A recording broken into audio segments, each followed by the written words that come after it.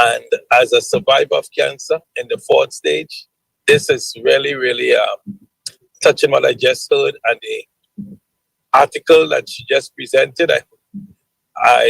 My screen, I can't see anything. I could only listen, but I want to thank her for that testimony. And for those of us in America, when she said fish and chips, it's fish and fries. Yeah. Yes, French fries. We might think it's she think casino chips, but no, it's French fries she's talking about. French fries, yeah. Yes, thank you. God bless your heart. Thank you. Thank you so much, Miss Tracy, for that powerful testimony. Thank you. And I thank God that your son is doing well today. The question reads, what do you recommend for vertigo, dizziness, and blood pressure? The B, the C, and the P84. The B, the C, and the P84. Yes. Did you say dizziness? Dizziness, correct. Yes, B, C, and P84. Okay, my mom just sent me this link. I woke up this morning unable to walk. Only time this has ever happened was after giving birth with the help of an epidural. What can you recommend? Well, first of all, if the person wake up this morning and unable to walk. It's now time for live racing from Caymanas Park, sponsored by Azon, the superstore for your home and more. Edgechem, changing lives 1 gallon at a time. Victoria Mutual Money Transfer Services, real money transfer for real people. And Spectrum Insurance Brokers, setting the industry standard.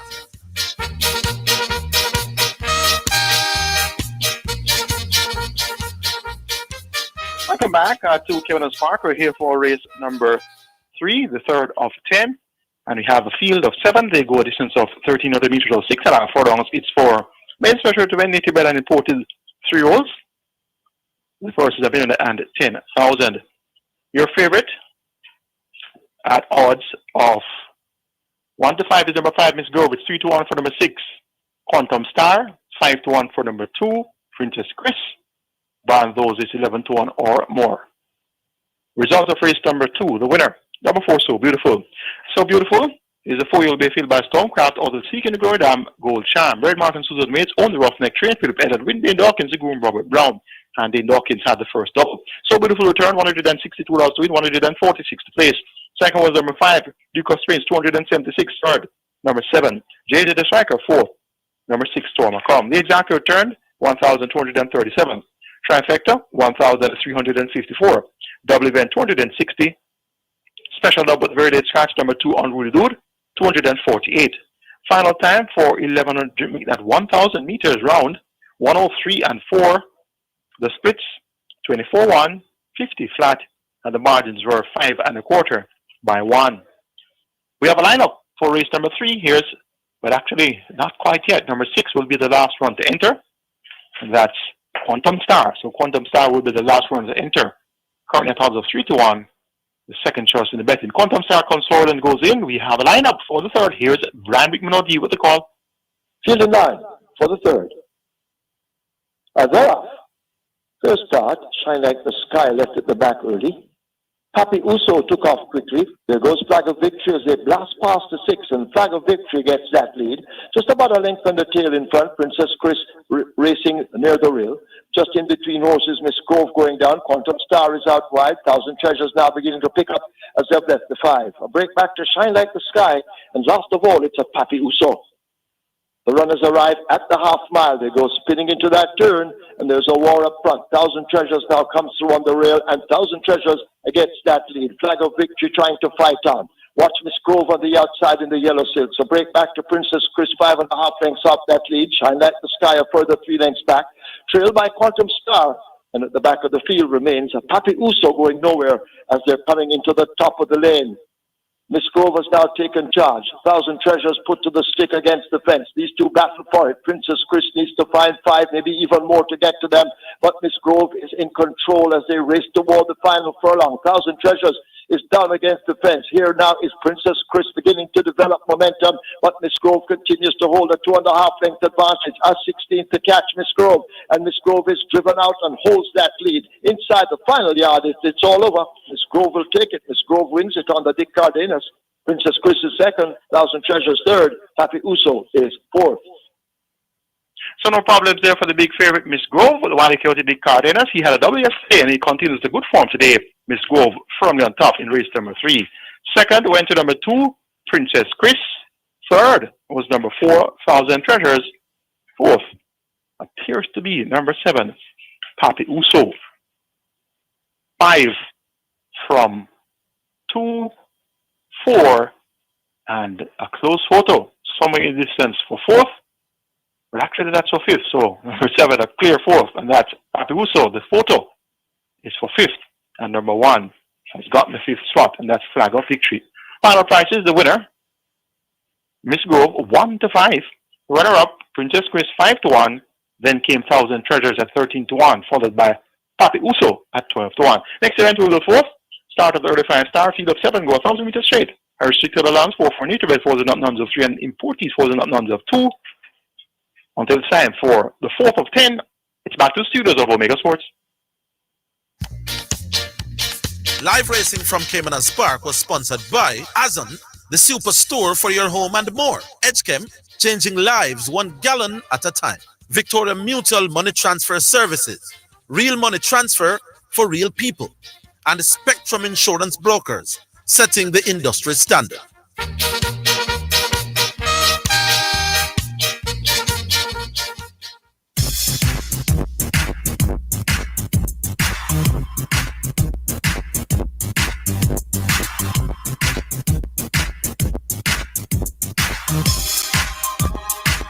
Good afternoon, and welcome to Omega Radio Sports. I'm your host for today, Yashima Love.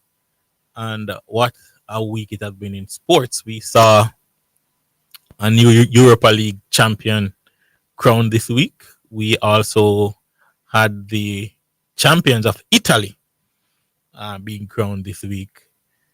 And we also have some update as it relates to Grand Slam track for next weekend.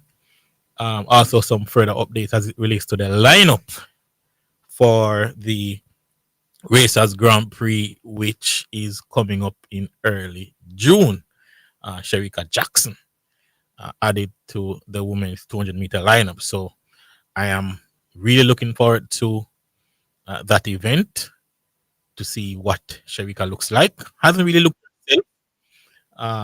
and so we're hoping that she will look a lot better, a lot sharper in terms of what she will do come in September when the World Championship is on. We have a good show lineup for you today, but before we get into that, just want to remind you that if you want to participate in the show, you can send us a voice note or a text via WhatsApp, and the WhatsApp contact is 876 888 025.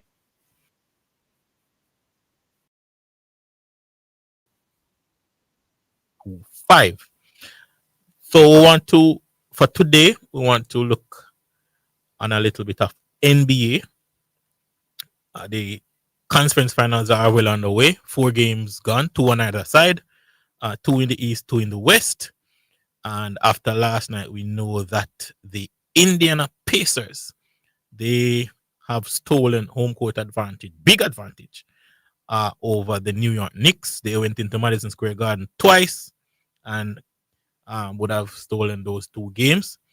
We also saw where the Oklahoma City Thunder and their now confirmed MVP, Shai Gilgeous-Alexander, have defended home court. They're also 2-0 up against the Minnesota Timberwolves, and they are well on their way to head to the NBA Finals. And to discuss further with me of what's happening in the NBA is one of the brightest and best basketball minds in the country. We have Pioneer. Pioneer, good afternoon.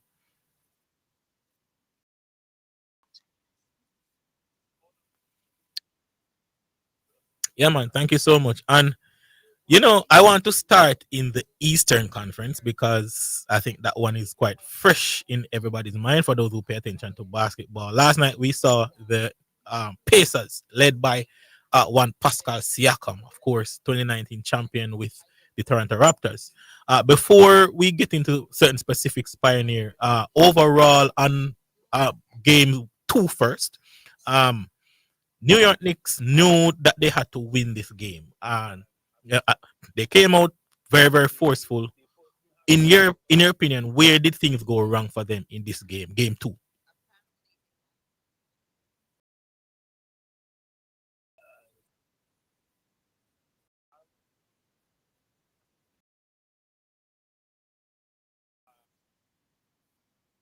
Okay,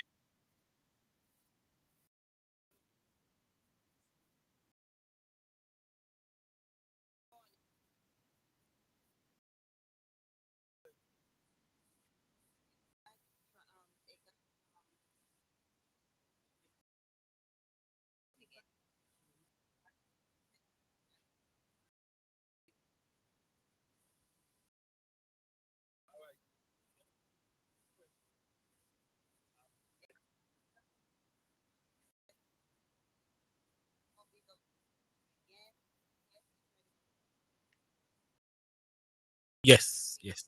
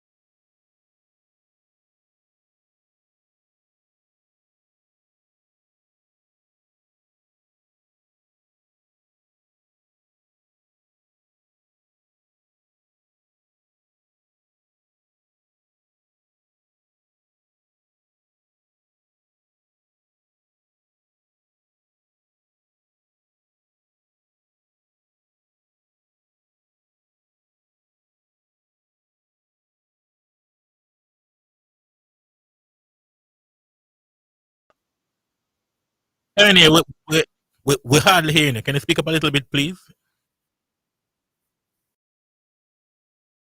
Yeah, man. Yes,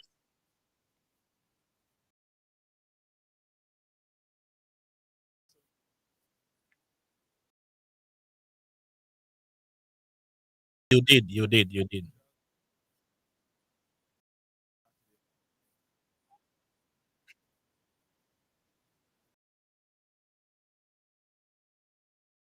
Yes,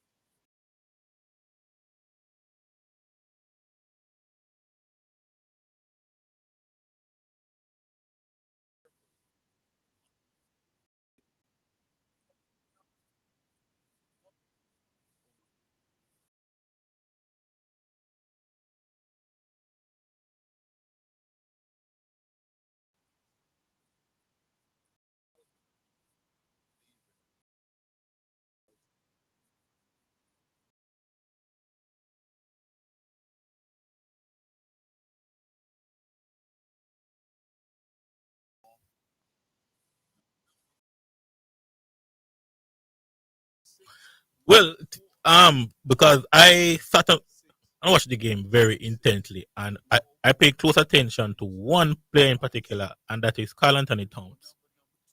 We are getting a good production from Towns on the offensive end. I don't think New York is getting much of him defensively because what we're seeing is that they are really attacking the paint, and then Towns, John inside, and then they kick it out onto the 3 point line. But what the Pacers are doing is that they mixed up so much. They're hitting threes. They're going into the post to Siakam for the most part. Also, Miles Turner, and then they're also the mid range is also very very good. And you talk about rotation. When we saw the likes of McConnell coming on and Shepard, their pace is relentless. And so many times I'm seeing where the Knicks, they make good play, they score, but then they get caught in transition. So it's as if they're feeding into the crowd so much that they're forgetting that we're playing against a team that, that in transition, right? It is, and that is where I yes, like so many times, every like I remember even the third quarter where they cut the lead to around 3, and then all of a sudden they get caught in transition because they're feeding off the crowd so much, so they forget that we're playing against a team that's very very quick, very very fast in transition. Their pace is just so high, and when you look on how poorly they did first half and they're only up 3, I think the Knicks knew well. I knew they were in trouble because I'm saying we know Halliburton is going to come into his own. Miles Turner came up big in the fourth quarter. I think he had 12 points. So we're seeing where, in terms of the rotation that Rick Carlisle is doing, it helps to keep the starters fresh. They have so much more to give down the stretch. And you talk about Brunson really trying to basically put the team on his back, down the stretch to create something and really drag New York to a win. It's just too much. And I'm saying in those moments, you have a Karl Anthony Towns, and he's not giving much down the stretch on the offensive end, but and he's not doing anything for me defensively. I'm not sure if you see it similar to that.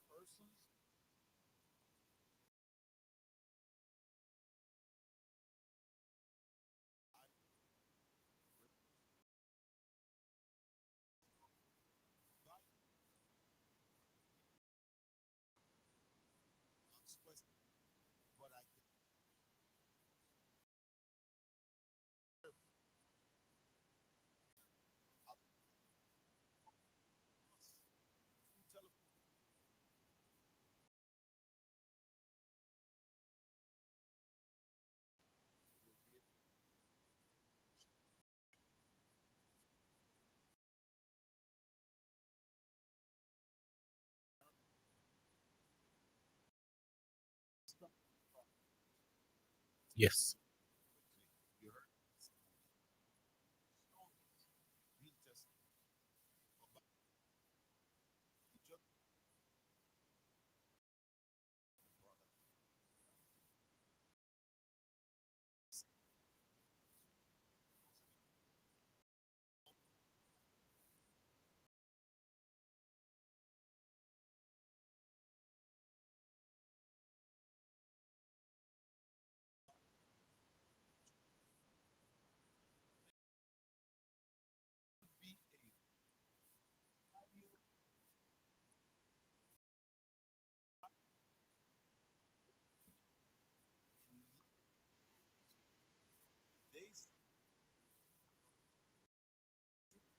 Yes, he did.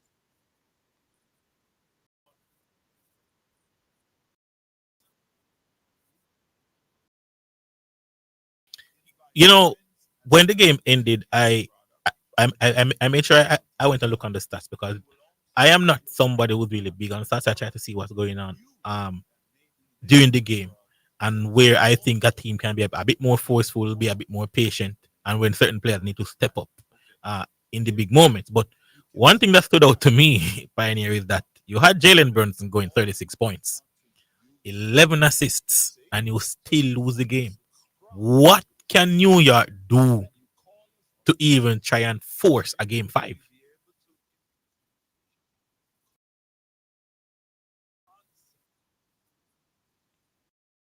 Right. Yes. Historic loss. Historic.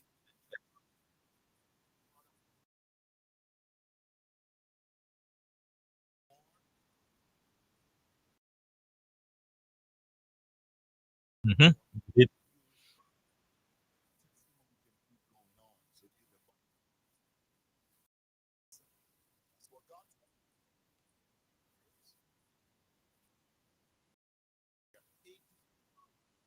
World Cup, yes.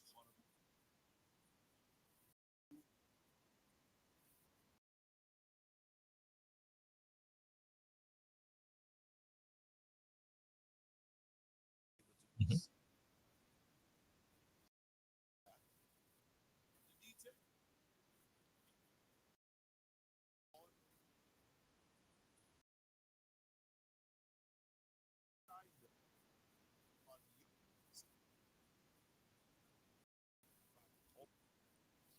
To 12, right? Yes, I remember that.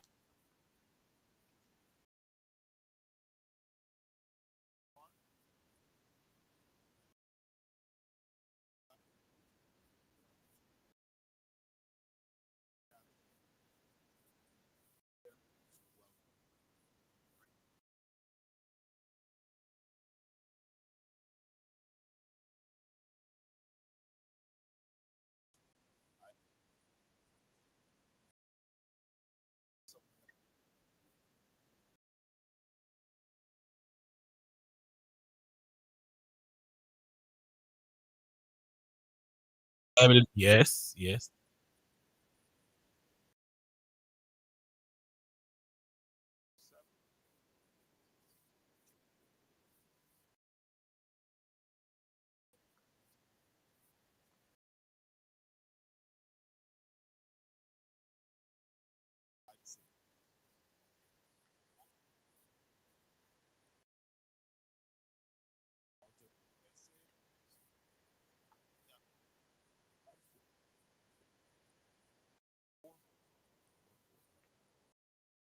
Three-point out. Yes. Yeah.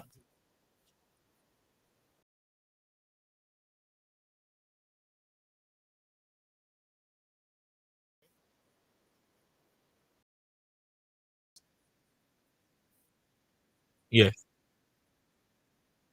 Yes.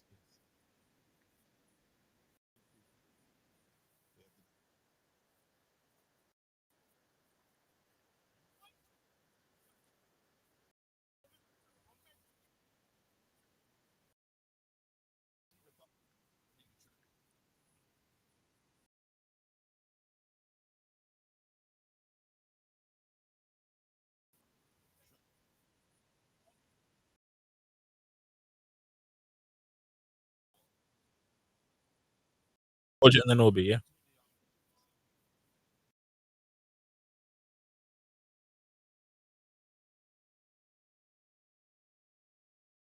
Take the shot. Yes. Yes. He had to make the shot.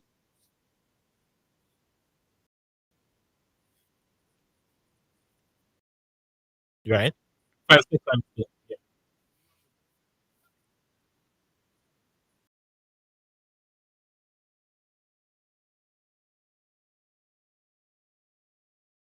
Mhm.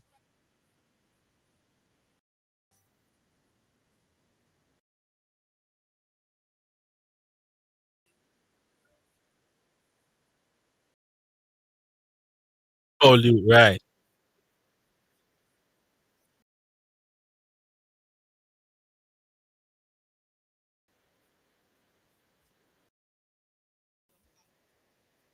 Yeah. Ananobi missed one of of the free throws.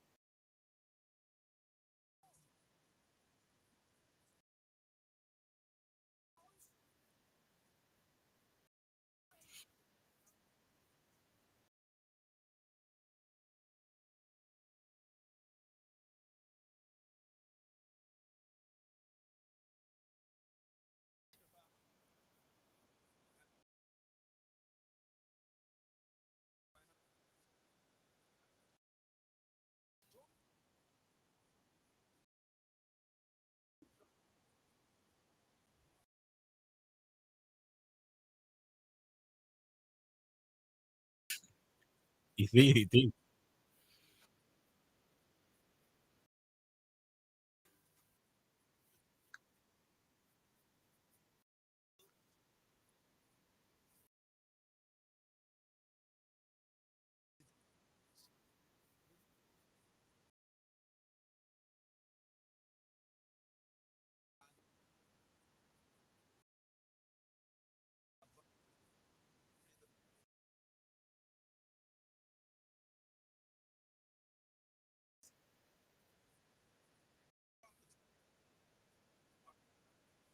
You know, you raise a great point because one of the things that I debated as well was the strategy in game one because you have a massive lead and you're trying to protect it, and you have Jalen Brunson on the court as you mentioned, a defensive liability. And what I saw from, I remember one particular play where they run a pick and roll. I think it was Halliburton who ran the pick and roll for Neesmith. He came of it, and I'm saying, why the defender not fighting through the pick and roll? But then again, I realized, oh, that's Jalen Brunson. He's basically not wanting to foul out. So he was very, very soft. And again, that shot was uncontested, and it was so simple to see that they're gonna go to Neesmith. They're gonna go to Neesmith, and every single time he got basically an uncontested shot.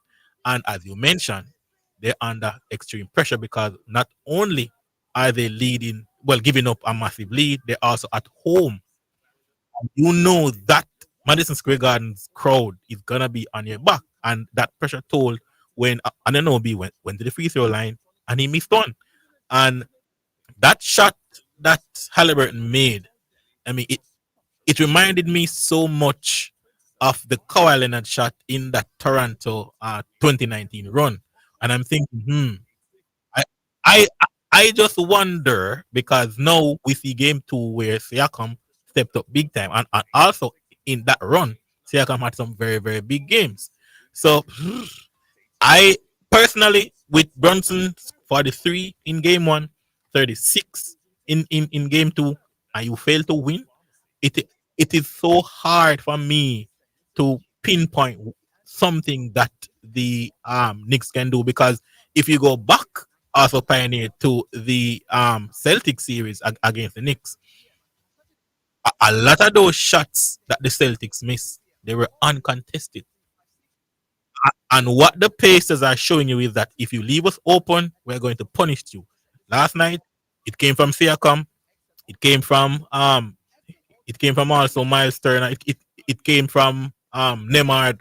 All those players, once they're open, give them decent looks. They may not have big names are the superstar pool, but what they do is they do understand that they know their rules, and when the time comes, they absolutely kills you.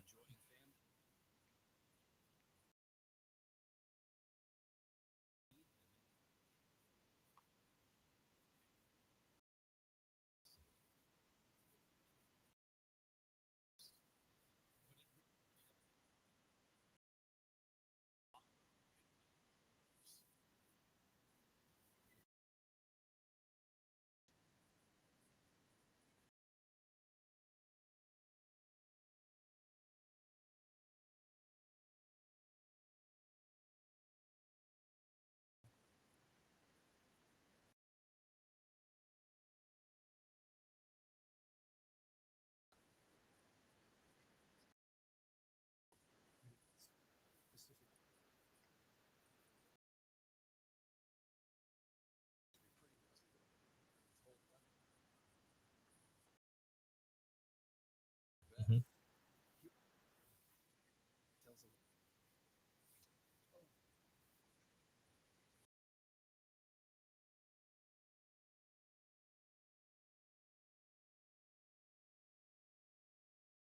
Yes, it does.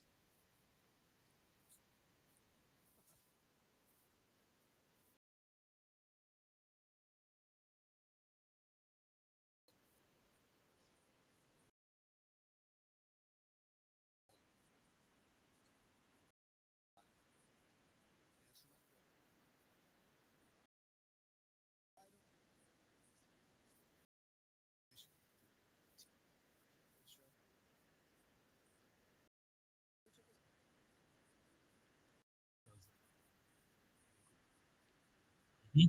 Mhm.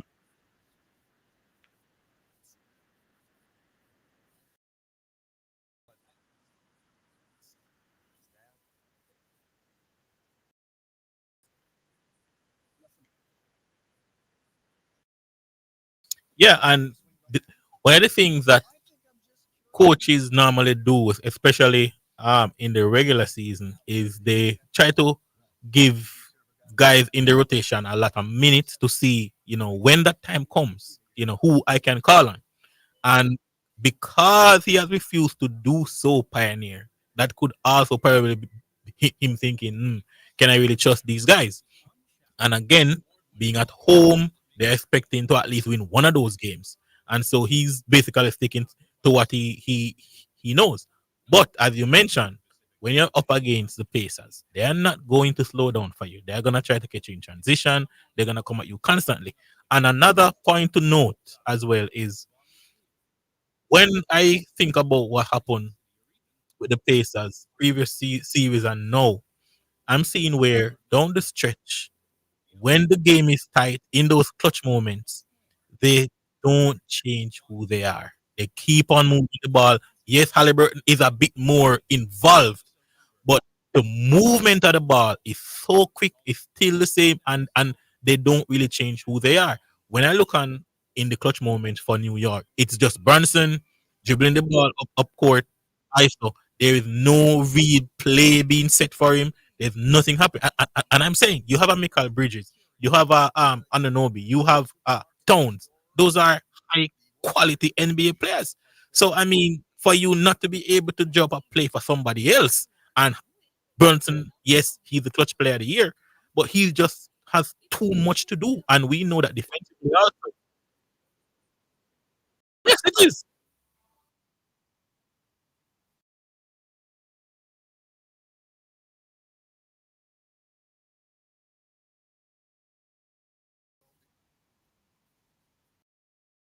Did you think he took that shot too quickly because there was 14 seconds left in the game? He had the ball dribbling up, and when he took that shot,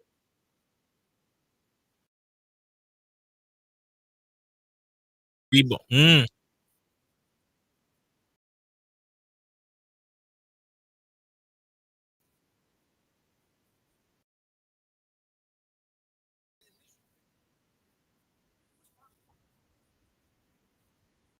But what we've seen so far, though, again, is that in in the clutch moments when when a rebound must be had, the Pacers are getting it.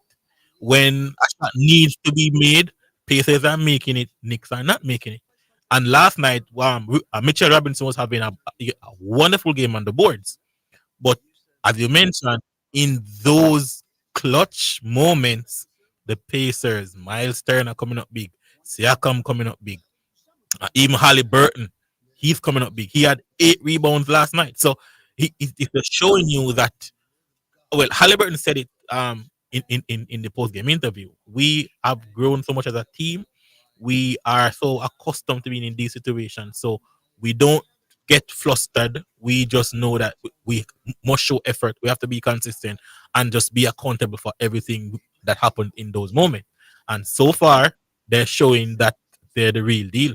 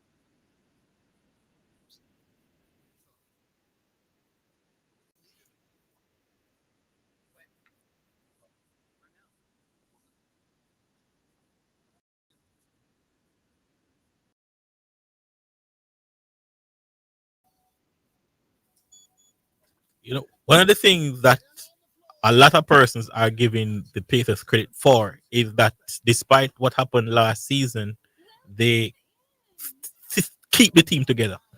And we're now seeing where Halliburton went to the Olympics. Definitely would have, learned a lot from Kevin Durant and LeBron James, Steph Curry, just being there, seeing how those guys prepare, what their mentality is in different moments. Because yes, the USA won the gold medal, but they went through a lot of difficult moments. So he would basically be there, being in the present, just learning from those guys in those moments of adversity.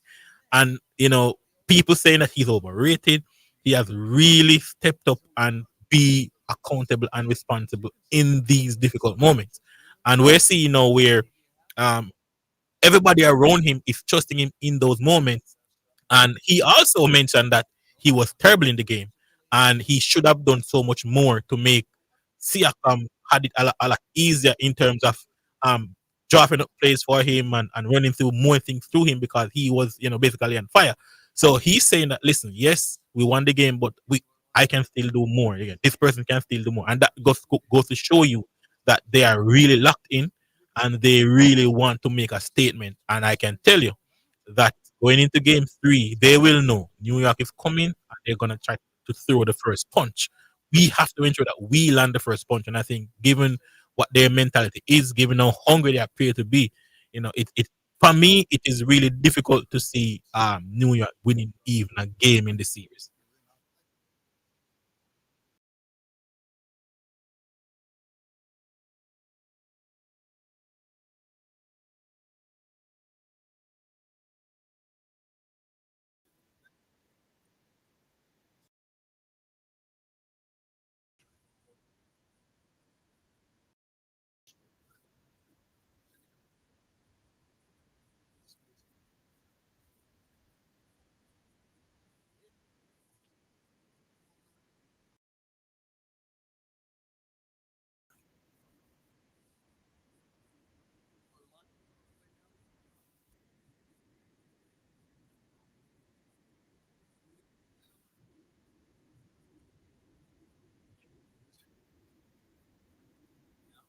Mm-hmm.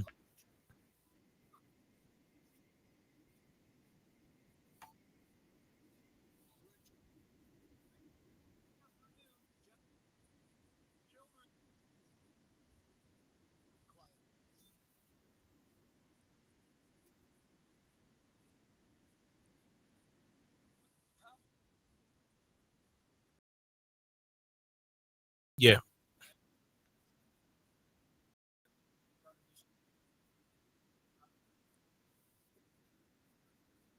that's a very long time, very long time.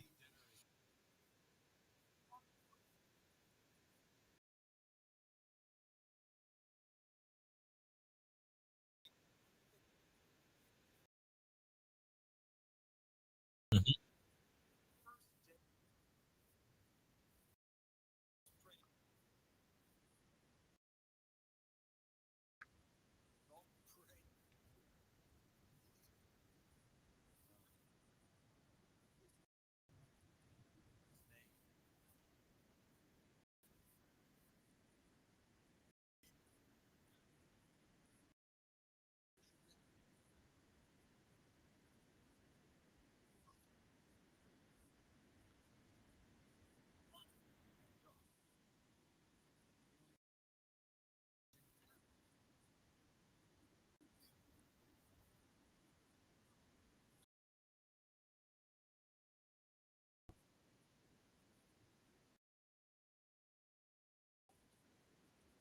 That's exactly what I'm gonna do because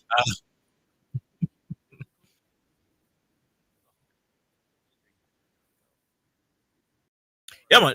The reason I brought up the point that the credit they are getting is basically keeping the team together because I want to transition to the Thunder because when things didn't work out last season, people are saying they should bring in a few player here and there. KD seems to be a name. Oh, he needs to somehow trade for KD, getting him back. He can basically do what LeBron James when he went back to Cleveland and bring a championship there. But again, they stick together and they try and improve and they learn from those adversities together. And now we're seeing where everything is coming together for the Oklahoma City Thunder. But before we get into what they can do offensively. Pioneer, these guys are relentless defensively. They're young.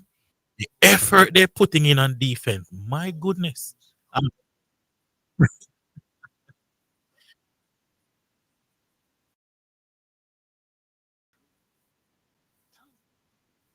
ooh,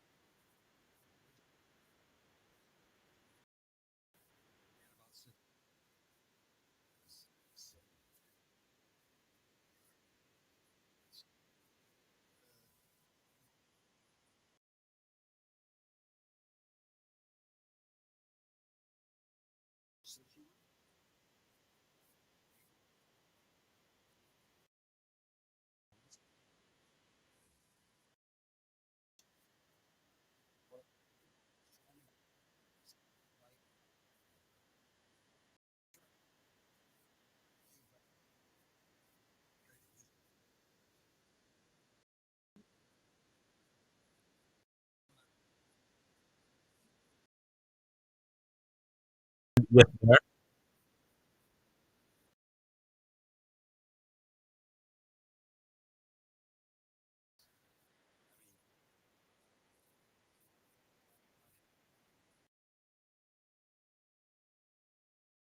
Hold up, hold up, hold on, Pioneer. We're gonna take a quick break and then we'll come back.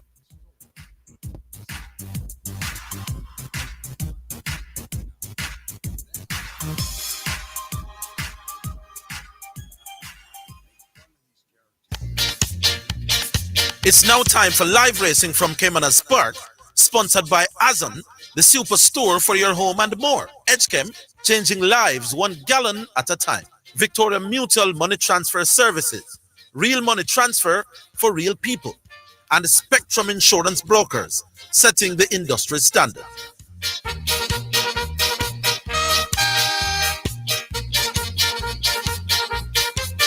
Kevin Park, we're here for race number 4. Horse is almost all in. Your favorite odds of even what is number 6, Pineapple, is 8 to 5.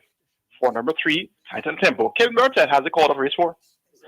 Ready for race 4.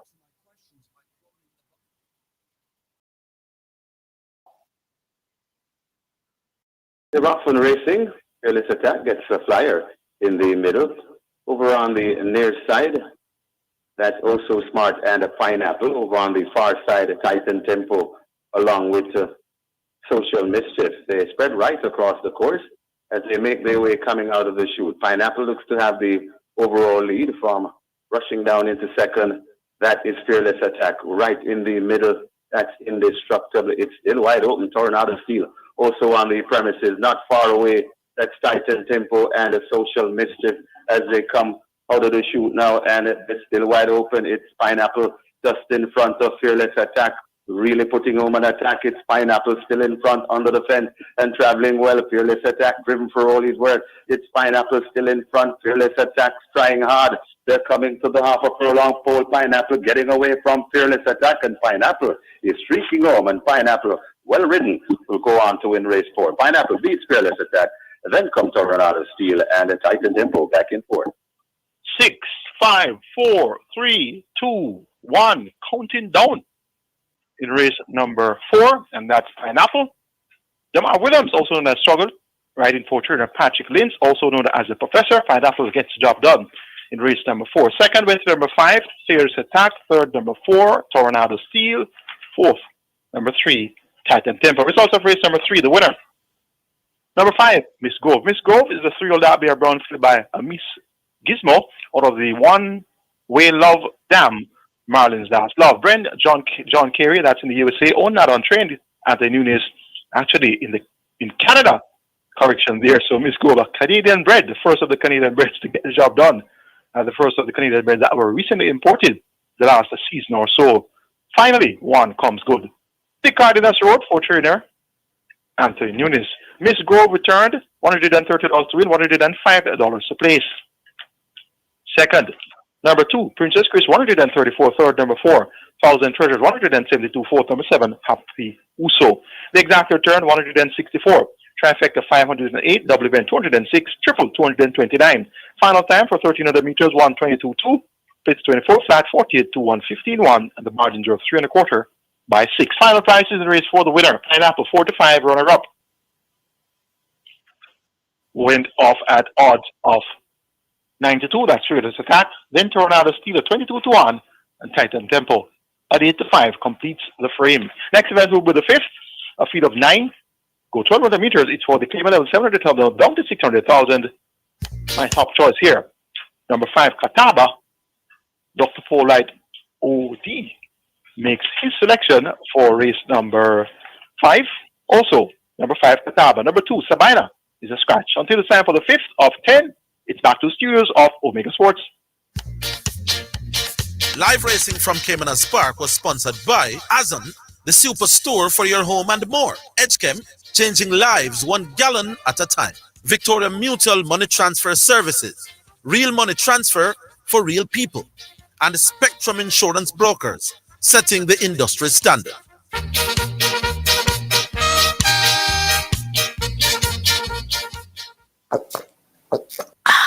So refreshing. What's so refreshing, Sanya? The water is refreshing. Try it now. Where you get that from? Not clean manufacturing water. So refreshing. Me like it. Clean water. Located at 20 Syndham Commercial, Old Harbour, Spanish Town, St. Catherine.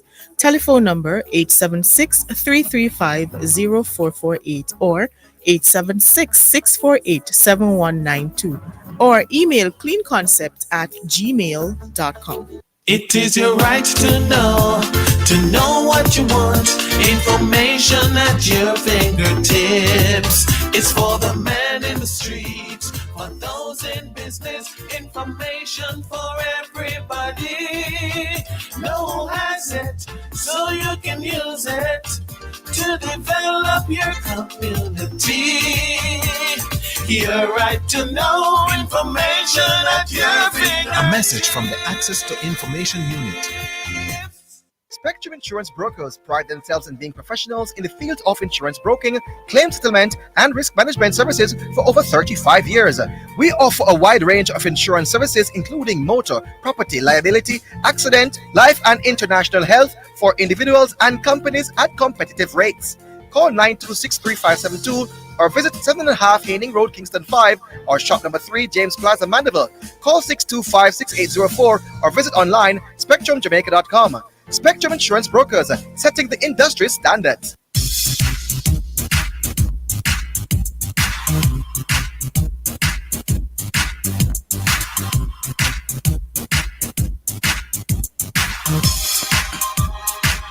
All right, welcome back to Omega Radio Sports. You're with me, Yashima Love.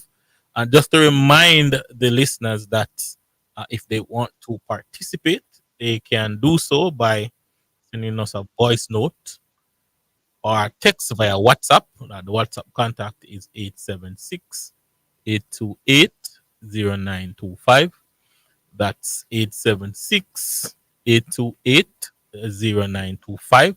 Also, if you're just on the road and want to listen on a different platform, you can also catch us on YouTube on the Sports Desk Omega Radio channel. So that's the Sports Desk Omega Sports channel.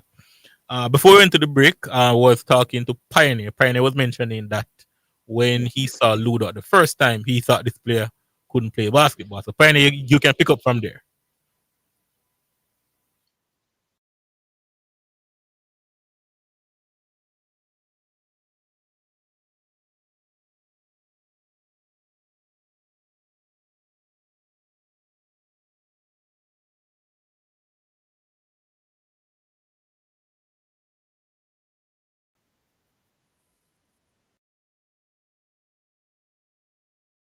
Yes, we can.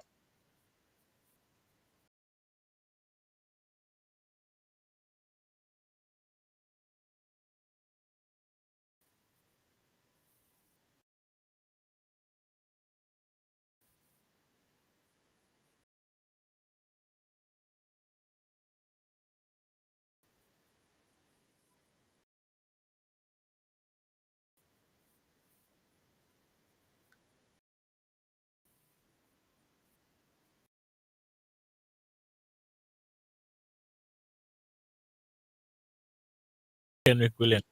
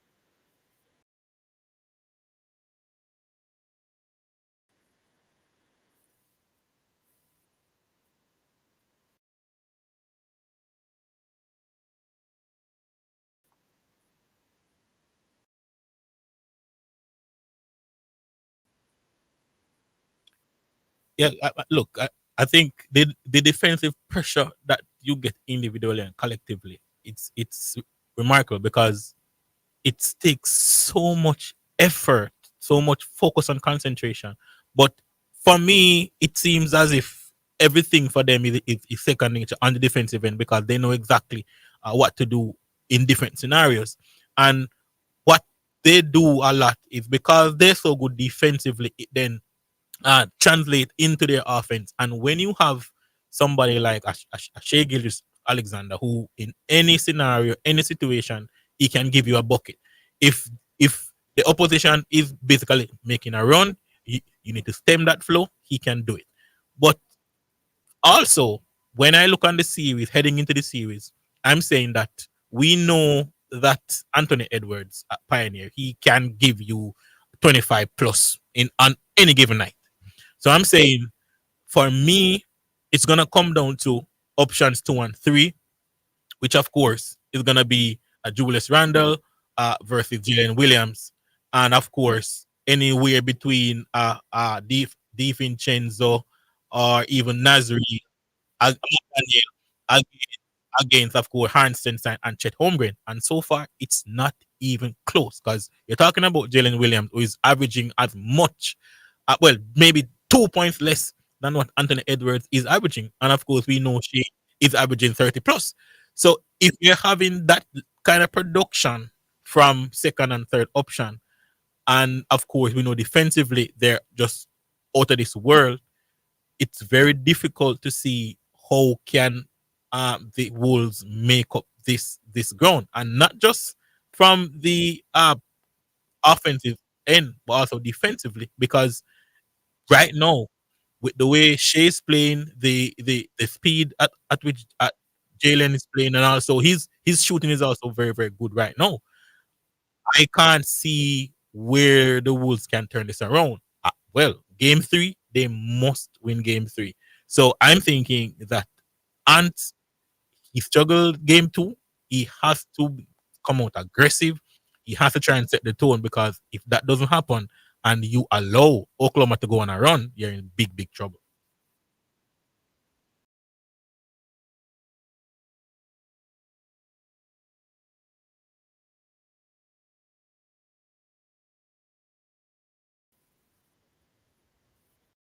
Mm.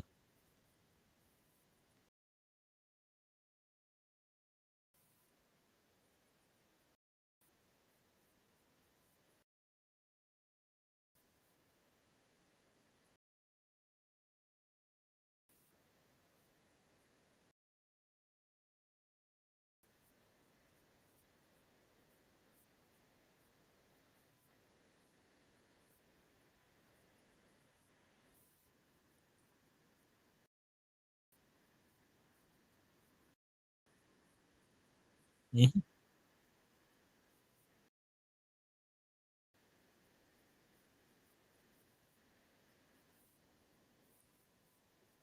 Not efficient at all.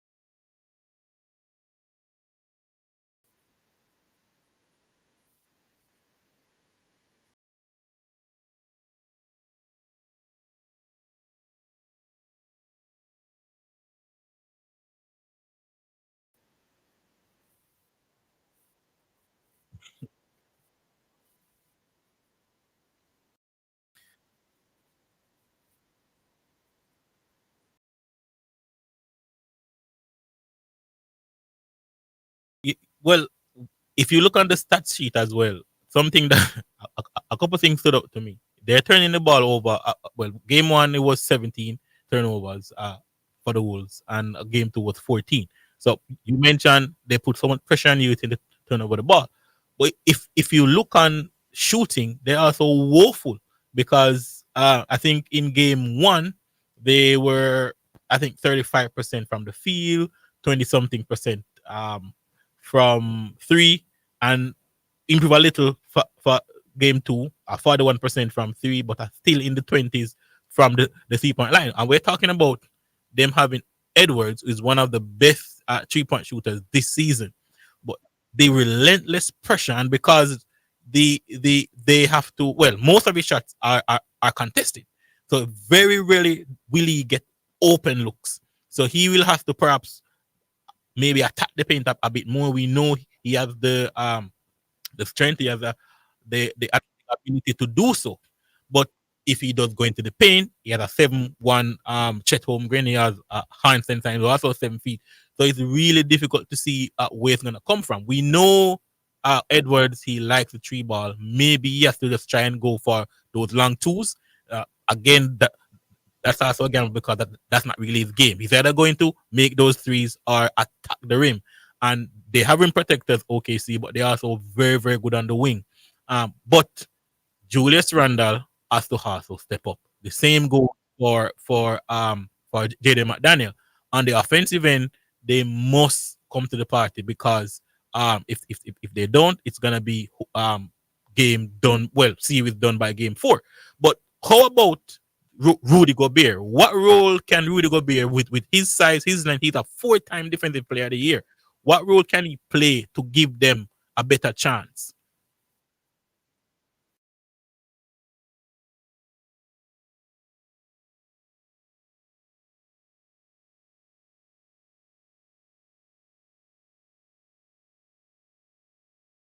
Game two, yeah.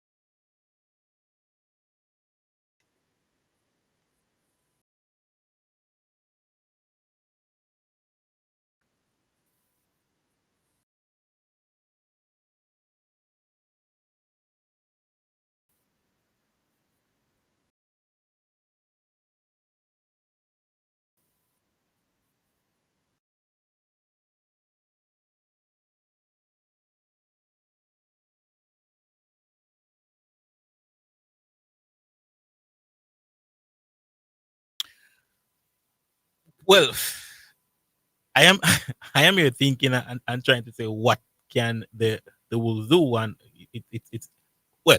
First, I think Ant he has to set the tone. He also have to give the guys around him confidence because he is basically their go-to person now. And if he's struggling, it's going to be very, very difficult. All the other guys are not going to be as confident. If he's struggling, but then you number two, Randall is having a bad game. And when you look on game two for Randall, also Pioneer is that they he didn't really make much of the mismatch because for the most part, when he goes in the post, he's up somebody against somebody a bit smaller, but he wasn't really making those shots. But I am thinking that he knows, yes, it's a mismatch, but if I go past, I still have to deal with Arnstenstein at the rim. I still have to also deal with Holmgren. And because of that defensive pressure and that uncertainty, he's caught sometimes in two minds. But then you're thinking that, okay, if you throw the ball in there to a Rudy Gobert, he can basically try and get the attention of a Chet Holmgren, of a Hartenstein, and then someone on the wing must be free. Now, Nasrid, we know he's very good from from 3-point range. Also, Anthony Edwards, they have to make it count. They basically must have a near perfect game. They have to shoot at least 40% from the three, and they have to be 50 plus from the field. That's just the only way I see them making the game competitive. But also that defensive pressure they must bring on a shade. Look, most part he's gonna get 25 plus most games, but you have to make it tough on him. If it's not tough on Shea and it's not tough on Williams, I think it's game over. But again, they're home. They have to try and get the crowd going, get some confidence going very, very early, and that has to start with Anthony Edwards.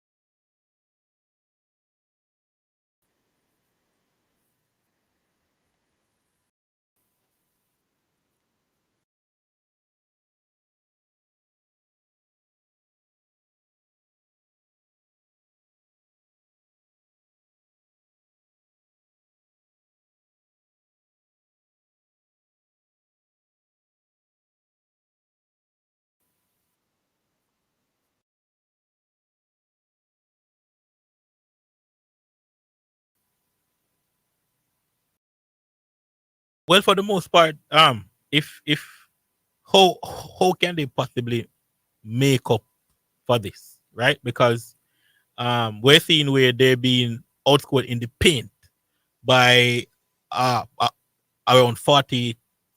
Well, over the two games, 44 points. That's 22 points per game. That can't happen. And when you have an Anthony Edwards who has the ability to go downhill, get into the paint, if he doesn't get a basket, he can at least get to the free throw line. So that's also another way which they can make up the difference that we've seen so far. Also, Rudy Gobert, he must step up as well, and they also must. It's not a question. They must take care of the ball. OKC defense, it's elite. Some people are saying it's perhaps one of the best they've ever seen in NBA history. I mean, first game they kept the Wolves under 90 points. Game two barely made it over 100 points. So clearly the defensive pressure is very good. And as she said, they enjoy playing defense. But the likes of Edwards, he must attack the paint. Nasrid, DiVincenzo, Jaden McDaniel, when they get open shots or they get good looks, they must be shooting at least 50-60% because we know OKC, because of how good they are defensively, their athletic ability, they tend to get people off the 3-point line. They probably force you to take a lot of long twos. The mid range will perhaps be crucial going forward, but we know Randall, good mid range shooter. McDaniel, not so much, but he has the capacity to knock down shots. And we know Anthony Edwards, he's that good, he's that skilled to be able to pick up points basically anywhere on the court. But again, they must make up for points in the paint, and they also have to take care of the ball. That's just how I see this Timberwolves team coming back into it. And again, it's a tough ask. It's a tough ask, but this is the reason you play the game. You can't just say, look, it's difficult. We can't really do much. But you have what many people are saying is potentially the face of the league in Anthony Edwards going forward. And we know he likes to take the responsibility. He wants to show that he's big time. He's ready for this kind of moment. Well, right now, he has to step up. He must be the person to say, hey, I'm going to lead. You guys have to follow. And everybody else can feed off that. We're seeing where Shea just being named MVP, he's leading. He's showing his team that, listen, you guys just follow my lead. I'll do everything for you offensively. When teams get tight, when teams get rough, I'll provide an answer. And Anthony Edwards, he must be the same example on the other side. And just to note that both games 1 and 2, they were basically won in the third quarter. Because if you go back to game 1, the Thunders had a halftime lead of 4 points. If you go to game 2, they had an halftime lead of 8 points. In modern NBA, in the age of the 3-point shot, that lead can be wiped out within a minute. Well, we saw where the Pacers came from 9 points down with 55 seconds to go, and they won the game against New York. So we know that it's not a big lead; those are single-digit leads. But if you look on what happened in the third quarter, is that we had in game 1, OKC had 32 points, and the Wolves had 18 points. That's I think a 24-point difference. If you look on game 2, 8 points at the half, they're leading, and they came out 14 points. They won the third quarter by 14 points, and then you find yourself in a hole of 22, a 22-point lead going into the fourth quarter. It's basically the ball game is done and dusted.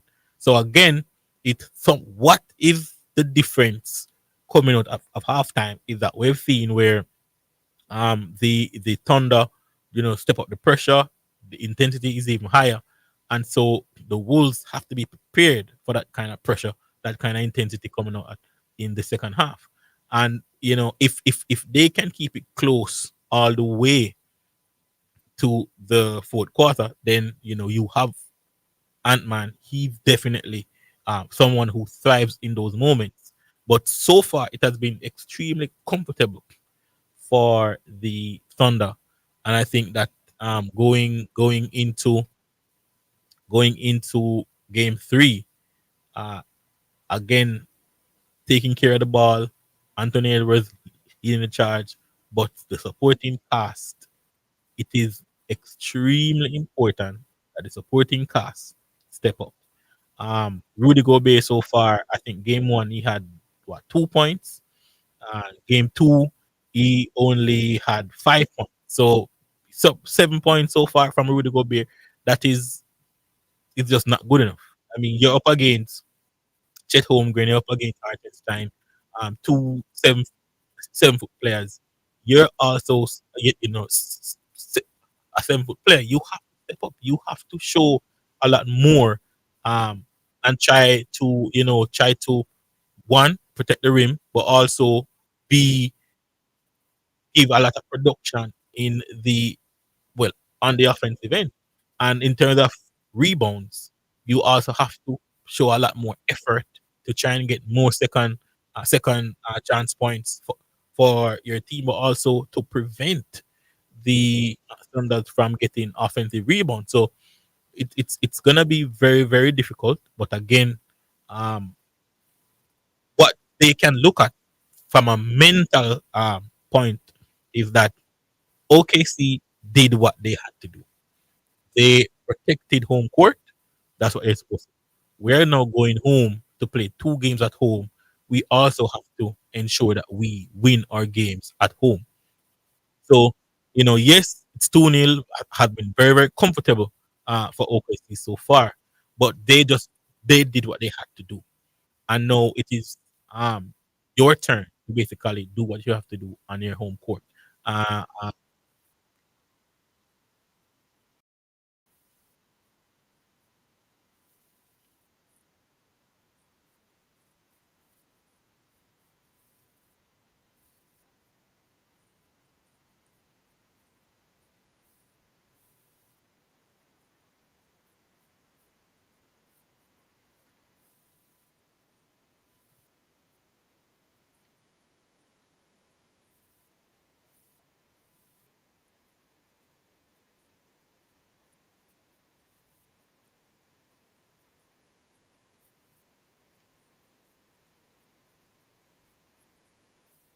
From 3 point range.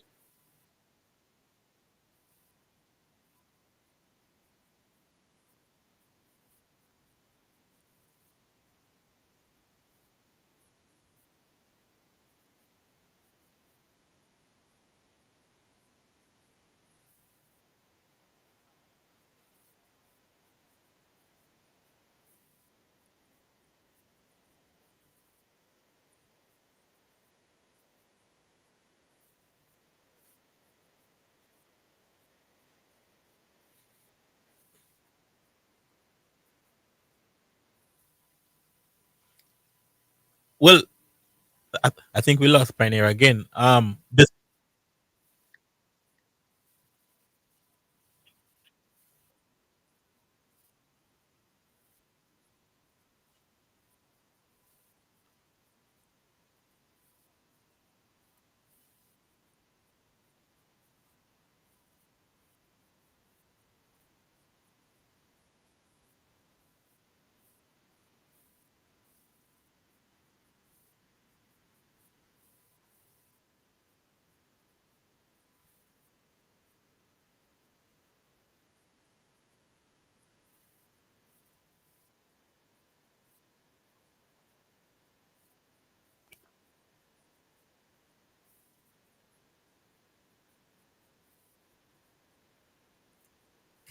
hold that point. Pioneer, we're gonna take a break, and then we come up. We can continue.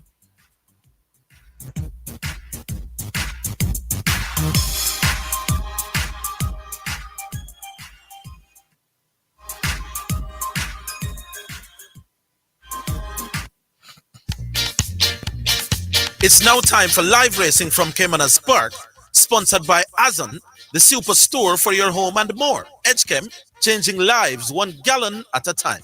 Victoria Mutual Money Transfer Services, real money transfer for real people. And Spectrum Insurance Brokers, setting the industry standard.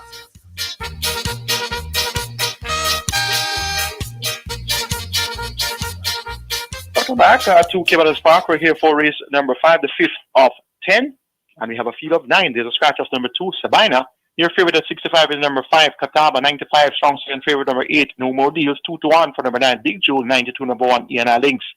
And it is out to 11-1 for numbers 4 and 6. And number 4 is Zion. And number 6 is Who Done It.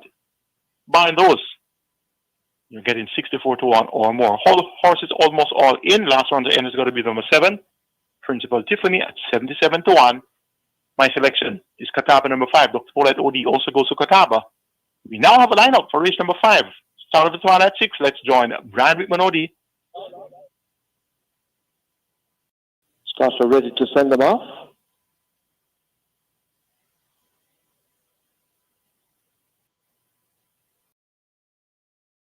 Holds them.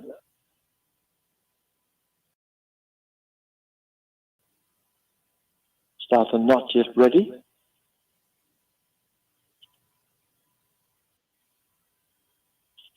Still holding them.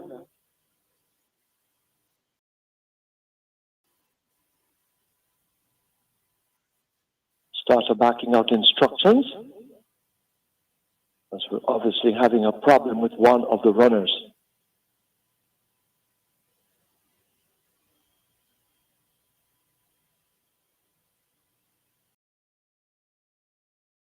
So Catawba backed out, going back in. Should be ready now.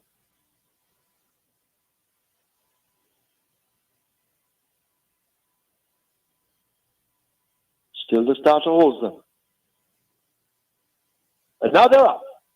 Diamond Rock misses it, left at the back. Catawba gets a good start, going for that lead as they drive down the far side. This Catawba racing out in front with that lead. Principal Tiffany and Zion lining up in behind him. And No More Deals races next. About 3.5 lengths separates those. ENI Link in the bright orange races next. They're ahead of Big Jewel in the colors of ROAD as they go flashing past the half-mile marker. Who Done It has a lot to find from there, and so too Diamond Rock, languishing at the back. Catawba striding out powerfully, enjoys a 2.5 length lead. It's held over No More Deals and Zion inching closer. A Big Jewel is now making progress and switched to the outside for a clear passage. ENI Links and Principal Tiffany race up next. They're ahead of Who Done It. And at the back of the field, it says Diamond Rock, put to the stick but going nowhere as Catawba brings them into the lane. This is Catawba out in front by maybe 2 lengths. No More Deals trying to close into it. Here is Big Jewel now kicking in on the outside. Catawba drifting off a true line. A Big Jewel continues to run straight and a true. No More Deals is trying to get to Catawba, but they race now past the furlong pole, about to arrive at the final 16th, and the Catawba is full of fight. Catawba fighting off Big Jewel. Catawba will last and takes it by a length. Big Jewel is second. No More Deals third. Who Done It is fourth. Zion is fifth. 5, 9, 8, 6, and 4. That's the way they came past the post number 5. Catawba gets the better of number 9, Big Jewel. Then 8, No More Deals. 6, Who Done It, followed by 1, ENI Links. Result of race number 4, the winner number 6, Pineapple. Pineapple is a 4-year-old dam bear brown filled by Paris Malice of the Augusta Dam Rusidantor, bred by Respite Farm in the USA, owned National Song Train, Patrick Lynn, Rindemar Williams, the groom Dave Bell. Pineapple return 192 to win, 114 to play. Second went to number 5, Fearless Attack, 183rd is number 4. Tornado Seal, 238 fourth. Number 3, Titan Tempo. The exact return 562. Trifecta 1,228. Double event 248, the triple 230. Final time for 1,000 meters straight 101.2, splits 24, 148 flat. The margins of 3.5 by 5.5. Final prices in race number 5. The winner number 5, Catawba, 6 to 5. Runner up number 9, Big Jewel at 5 to 2. Then came number 8, No More Deals, at odds of 9 to 5. Fourth went to number 6, Who Done It at 12 to 1. Fifth went to number 1, ENI Links at 9 to 2. Coming up next will be race number 6, a field of 11, goes 1200 meters or 6 furlongs. It's a restricted allowance 3 for native bred, 5 years and up, nuns of 4, and importees 5 years and up, nuns of 3, the first 800,000. Until it's time for race 6 of 10. It's back to studios of Omega Sports. Live racing from Caymanas Park was sponsored by Azon, the superstore for your home and more. Edgechem, changing lives 1 gallon at a time. Victoria Mutual Money Transfer Services, real money transfer for real people. And Spectrum Insurance Brokers, setting the industry standard.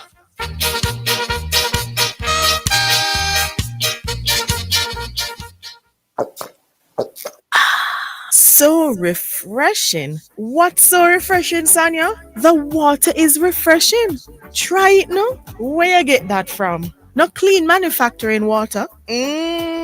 So refreshing. Me like it. Clean water. Located at 20 Syndham Commercial, Old Harbour, Spanish Town, St. Catherine. Telephone number 876-335-0448 or 876-648-7192 or email cleanconcept@gmail.com. It is your right to know what you want.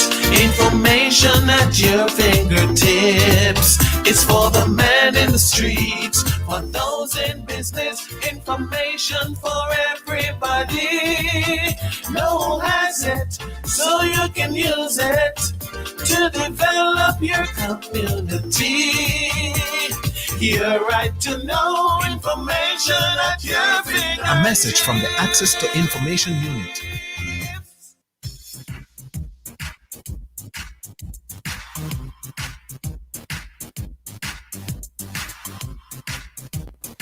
All right, welcome back to Omega Radio Sports. I'm your host Yashima Love.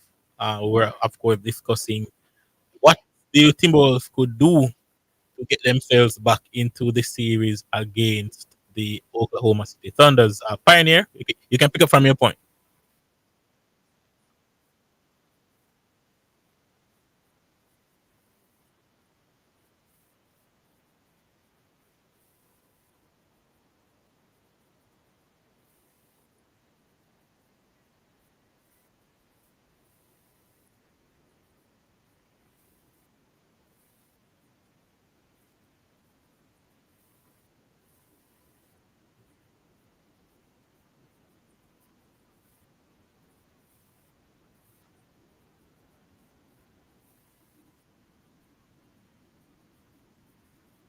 Well, I am thinking that you mentioned the Thunders have Caruso, Isaiah Joe, and Wiggins, and those players who can basically shoot lights out for OKC. But on the other end, also we're thinking that on any given night as well, once they're in good rhythm, the likes of Nazrid and DiVincenzo can basically can also shoot their way to a victory. So I don't know. It's again, it's who turns up on the day, and as I mentioned, for right now, the Wolves have no room for error.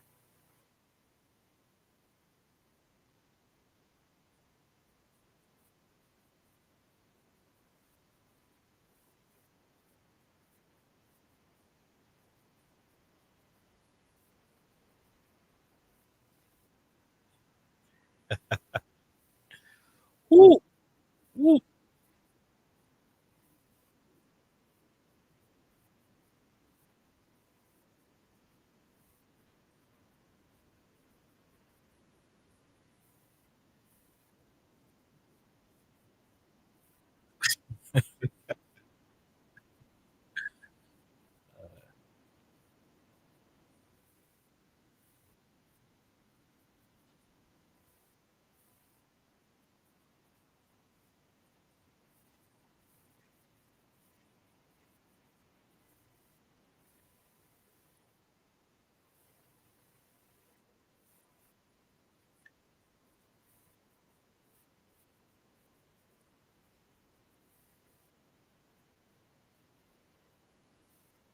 Well, I have actually thought about the um OKC and Pacers final, and I think it would be quite fitting because and also continuing on your point earlier, Pioneer, where you said that you have seen that teams who have won the NBA championship for at least the last 6 years or so has been teams that have been together for quite some time, would have been through a lot together. And these are two very young teams. Of course, there's one bona fide superstar, which is Shea Gilgeous Alexander, the now current winning MVP. But for me, that's a series I definitely want to see, and I'm not going to miss a minute of it. But Pioneer, thank you so much for joining me. We're gonna have to leave it there today on the NBA. No, you had a busy day, but you still took some time to speak to us. And yeah, man, really appreciate it.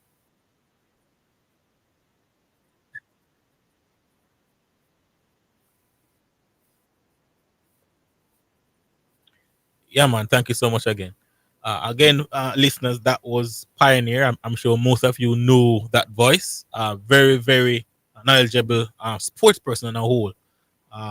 Very, very passionate about his basketball as well, and he's always willing to share his expertise here with us, and we can't really thank him enough. But as he mentioned, tonight we have Game 3. Oklahoma City Thunder will be away in Minneapolis, where they take on the Minnesota Timberwolves. Game 3, must-win game for the Timberwolves. I can't state it any clearer than that. But I want to transition now into a little bit of football. We have some breaking news before I get into the meat of the matter of what I want to discuss right now. We have some news, not confirmed, but we have news from some reliable source. Where we're seeing here that Manchester United manager Ruben Amorim, he will be staying at Old Trafford for next season. There are said to be conversations that would have taken place between Amorim and the squad, and based on what we're understanding is that Alejandro Garnacho has been told that he needs to find a new club next season. So that's the news we have now, is that Amorim will be staying at Old Trafford. The board is backing and will back him in the transfer market. But following a discussion that Amorim had with the players, is that Alejandro Garnacho is not in his plans for next season. So that is quite extraordinary. I mean, there was some opportunities for the Argentinian wide player to leave in January. Napoli, they were very, very interested. They made an offer. But again, United thought that it wasn't enough for his services. Chelsea also had some concrete conversations. So I'm guessing that those teams will maybe come back in for him. Definitely, Napoli will be in the market for a wide player, because I'm not sure they will exercise the option they have for no Okafor, who they would have recruited following the departure of Kvaratskhelia to PSG. So certainly Napoli may be back in, given that they now have a lot of resources on offer. Not just the revenue they would have gained from selling Kvaratskhelia, but also the fact that they are in the Champions League next year, meaning that they have, a decent budget to go with. The other breaking news that we have is that Bayer Leverkusen has reached an agreement in principle with former Man United manager Erik ten Hag for him to become the new manager at the Bayer Arena next season. Of course, we know Xabi Alonso has confirmed that he's leaving Bayer Leverkusen, and perhaps the worst kept secret is that he will be joining Real Madrid. But already we have the former champions, last season's Bundesliga champion Bayer Leverkusen, have reached an agreement in principle with Erik ten Hag for him to become their new manager. Of course, ten Hag, no stranger to German Bundesliga. He was at Bayern, where he was the Bayern Munich 2 manager before he took up the job with Ajax, where he really made a name for himself before moving to Old Trafford. So, of course, no stranger to the German league. And so, Erik ten Hag, agreement in principle, nothing has been signed yet over a 2-year contract, but certainly the signs are there. We've seen the report. Well, personally, I have seen some reports from about Monday where they would be having talks with the former Ajax boss about the vacant job at the Bayer Arena. And now it seems as if they've taken a massive step, having reached an agreement over the contract as it relates to him replacing Xabi Alonso. But also for today, we want to speak a little bit about the Jamaica Premier League a final that was played yesterday. Of course, Cavaliers coming out on top on penalties. Of course, a look on the Europa League final. We saw Tottenham Hotspur winning a very scruffy game against Man United 1-0. Napoli are the new Serie A champions. Of course, led by Scott McTominay and Romelu Lukaku. It seems as if all we're talking about is former Man United players here. And we want to also take a look on a preview of the Champions League final that's on for next weekend, and a little bit of transfer news. Well, I did give you a bit of transfer news just now in terms of what's happening on the transfer market, but we can also give you another big update. Was that yesterday news broke that German playmaker Florian Wirtz, he would have informed Bayern Munich that he will not be joining the Bavarian Giants this summer, but that he's giving priority to a move to English champions Liverpool. So that was the big news yesterday, is that Liverpool has already reached an agreement over personal terms with the parents of the Bayer Leverkusen star Florian Wirtz. Of course, his parents are his representatives. They would have been in England, toured the facilities at Anfield, and now the 22-year-old seems to have been blown away by the ambitions of Liverpool. Certainly, we know in the next 2 to 3 years they want to win the Champions League, and the Bayer Leverkusen star will play a massive role in that. Should he sign for the Reds of Liverpool? And so it came down to basically the project, as they say in the world of football, and that Florian Wirtz basically was saying that, hey, I think Liverpool is the place that I think I can take the next step, and of course continue to win trophies. So Florence, so far that's perhaps the biggest news we've seen in terms of the transfer market, is that Florian Wirtz, one of the most sought after players right now in the world of football, that he is looking to sign for Liverpool. We also have some big news again that surrounds Bayer Leverkusen, and it's that free agent, well, soon to be free agent, Jonathan Tah, another German international, is that he has reached personal terms to join Bayern Munich.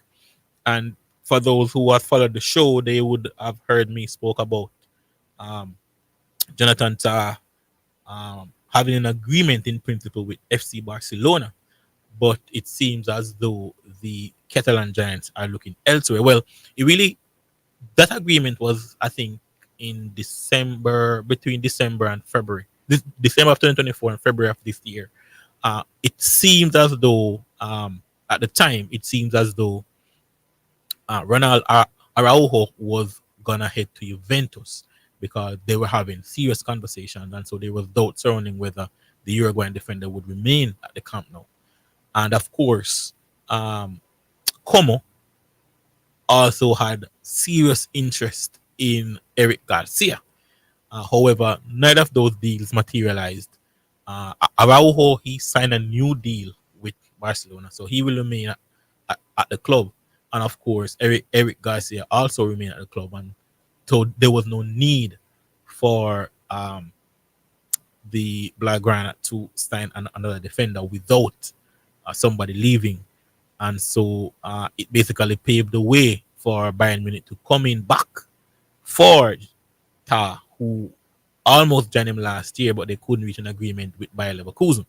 And just to provide some context here, Leverkusen doesn't want to sell to Bayern Munich. That's because they'll be strengthening a direct Bundesliga title rival. So even in the case of Florian Wirtz, up until around Wednesday of this week, the Bayern Munich board they were very confident that Wirtz would actually move to the Bayer Arena. What can be said is that they were going to make it very, very expensive for Bayern Munich to sign their German jewel. They were going to demand something in excess of 100 million euros. Some persons were quoting 130, 150 million euros. That may be a figure that without selling players, they perhaps could not afford to sign him right now in terms of balancing the books. Matisse Tell could perhaps make his loan move to Tottenham permanent. That's one way they could earn some revenue. And there's also some hesitation from Leroy Sané to extend his contract. So potentially Sané and Tell going could supplement Florian Wirtz coming in. But again, Leverkusen will most happily, be readily, are be much happier selling abroad to Liverpool than to Bayer Leverkusen. Now, on the transfer front, we also have news Man United, where Bruno Fernandes could be on the move. Having missed out on Champions League football, there's a little bit of financial struggle right now for Man United, where they have to sell players to generate enough revenue to bring in maybe 5 or 6 players that it seems as though Ruben Amorim wants to bring in.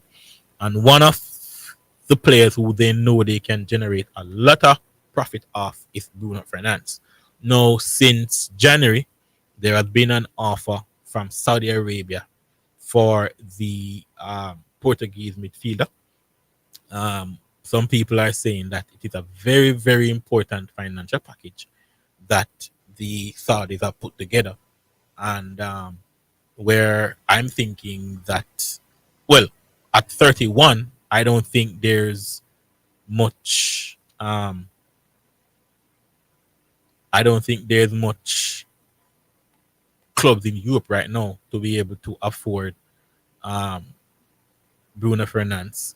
Not only for a fee, but also the package that will come with that.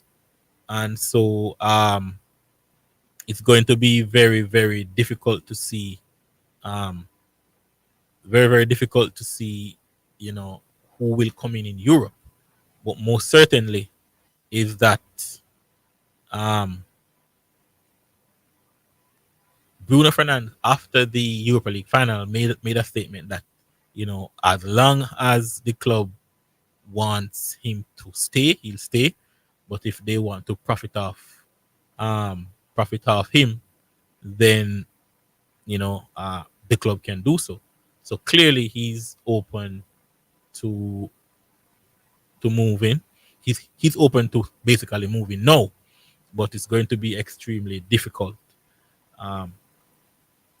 in terms of staying in Europe, because not many clubs will be willing to pay a fee of maybe £70 million or more, plus also be able to afford to basically keep him, satisfy his wage demands.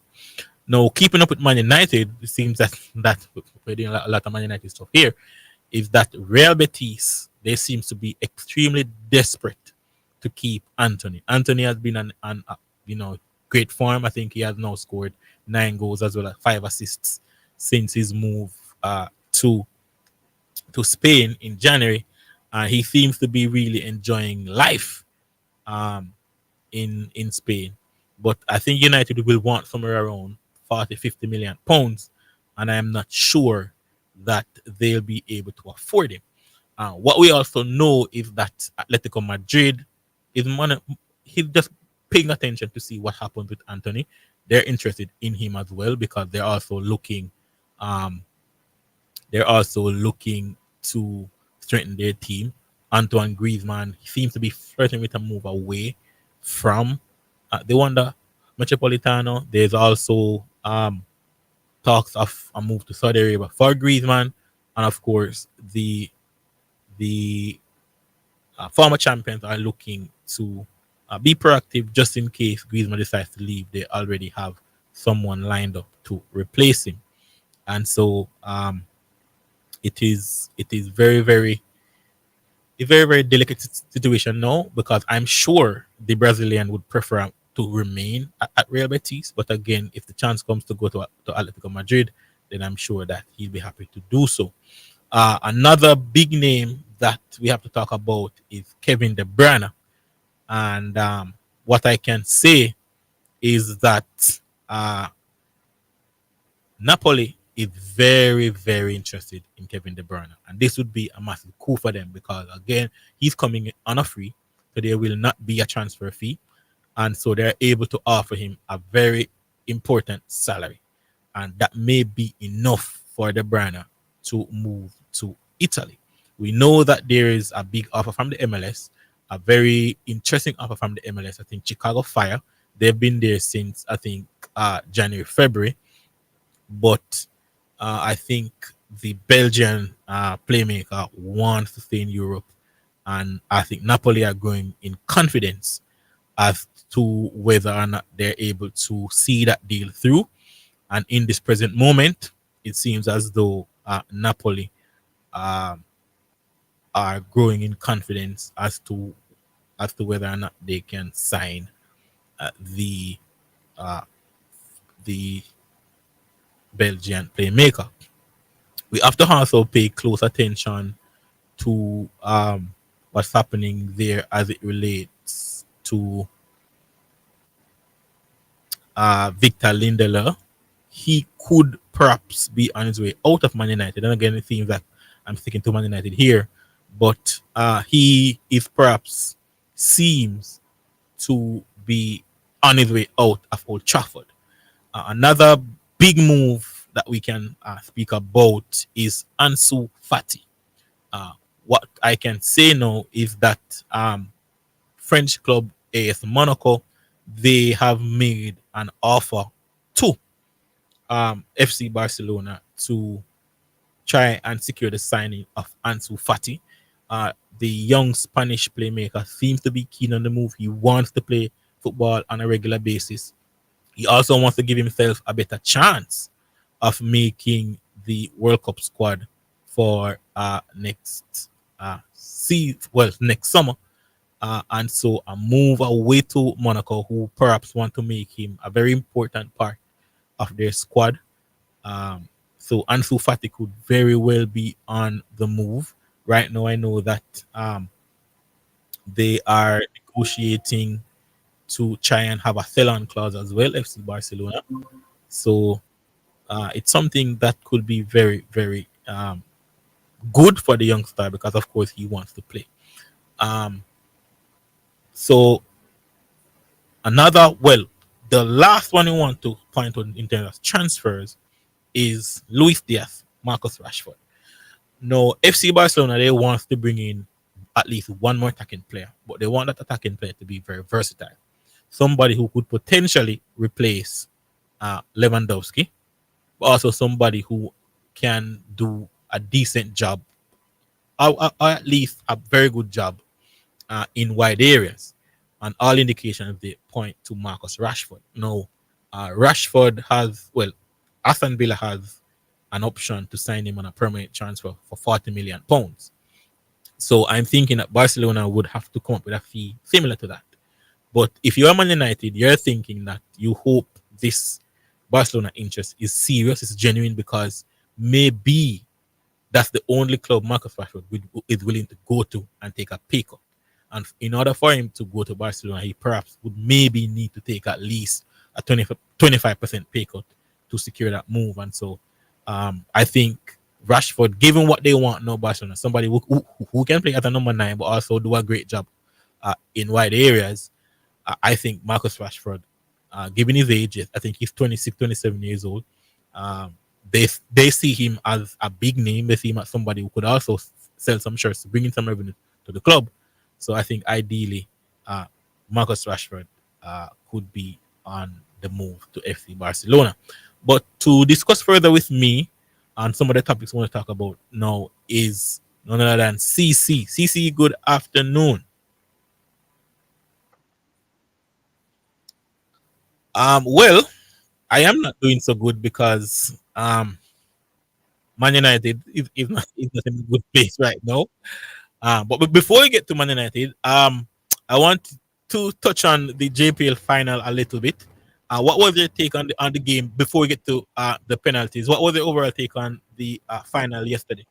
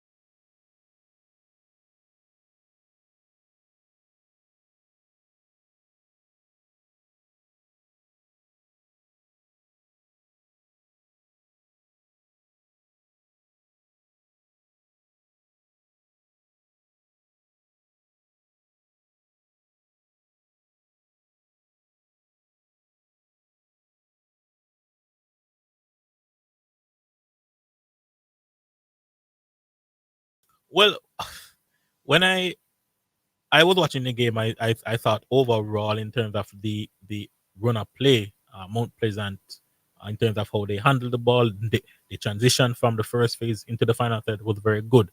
What I was disappointing about is decision making in the final third, and there were a couple of counter attacks that Mount Pleasant had where Richard King was caught out of possession, but the attacker, I think one of those attackers was Edwards. I believe he took too many touches when he had a teammate available on the inside, but instead he wanted to go on the outside, and it gave Richard King enough time to recover.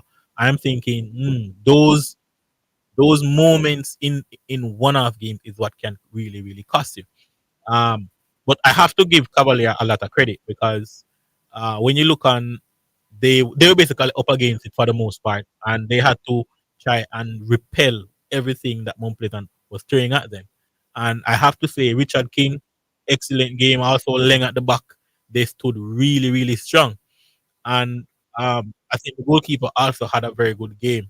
But you have to give a lot of credit to Rudolph Speed for being brave enough to throw in those youngsters. Adrian Reed came on. He looked really confident, very assured in what he was doing. I tried to pick a few passes between the lines, but the Mount Pleasant defense was just very good on the day. And when you go to the lottery of penalty kicks, anything can happen. And when you look on, McCallum missing, maybe one of the most reliable players Mount Pleasant has had over the years, him missing it, saying that it's just not your day. But a young Cavalier team, they know they are champions. They've been here before, and they stood up, they stood tall, and in those difficult moments, they shone through. So again, without Speed, back-to-back titles, I have to give him a lot of credit. But let us get to the Europa League final. Now, this is a game that had huge, huge consequences for both teams.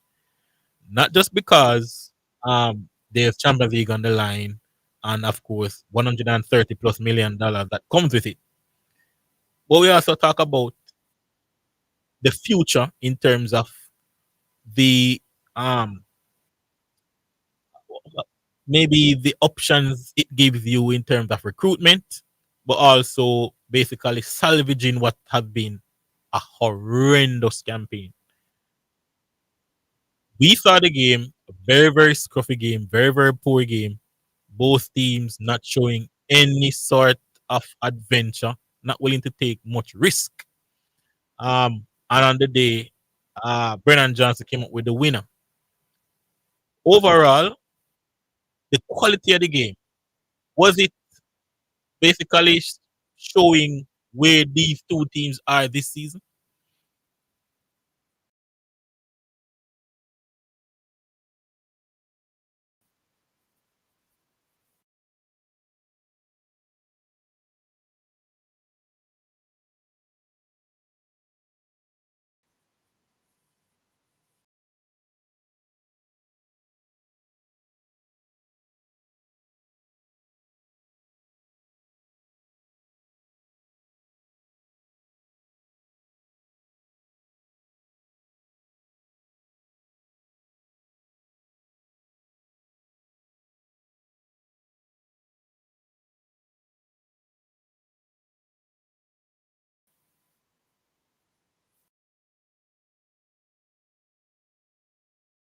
Mickey Van der Ven, yeah.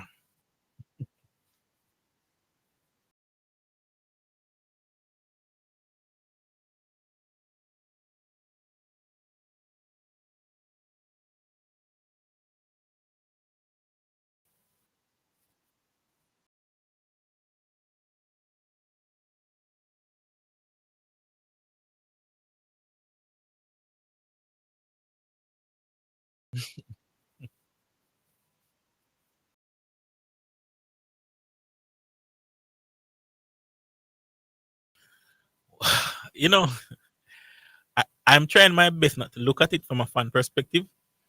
However, you talk about the implications of this game. This is the only thing that can basically salvage a season which is the worst in the history of Man United. But to also ease the financial burden to be able to do something in the transfer window. We're gonna hold it here, CC. We continue, we come back.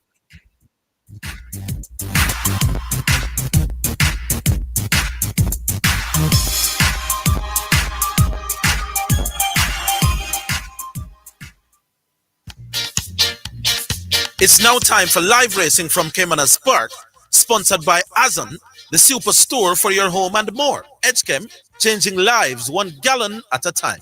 Victoria Mutual Money Transfer Services, real money transfer for real people. And Spectrum Insurance Brokers, setting the industry standard. Here comes Dr. Manny Slam, this is it. Natural Dancer going for that lead. So Natural Dancer, the hot dancer, these two are dancing in the front. Racing down into third, that's Boasty. Then comes Lion Charmer. Cosmic Force comes next. Uncaptured Empress, Manny Slam recovering after that break. Then comes Wayne's Princess. Behind Wayne's Princess, Veliki Vicky. Here comes Doc, and racing at the back of the field, that's Bernard the Quick. They pass the 4, then head towards the 3. And it is the hot dancer, just the leader from a Natural Dancer racing in second. Sent in chase now, that's Lion Charm, about 4 lengths before we come to Cosmic Force. Manny Slam keeps on recovering. Also coming against the rail, that is Uncaptured Empress. They're at the top of the lane. It's the hot dancer in front of Natural Dancer coming up against the rail.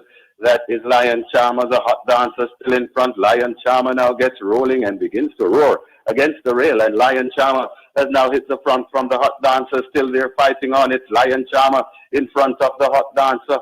Coming on also, that is Natural Dancer, but Lion Charmer and the Sneaky Fox sneaking away with this one. And it's 2 on the day for Radish Roman. Lion Charmer beats the hot dancer, Natural Dancer. Then comes Wayne's Princess, Uncaptured Empress back in 5th.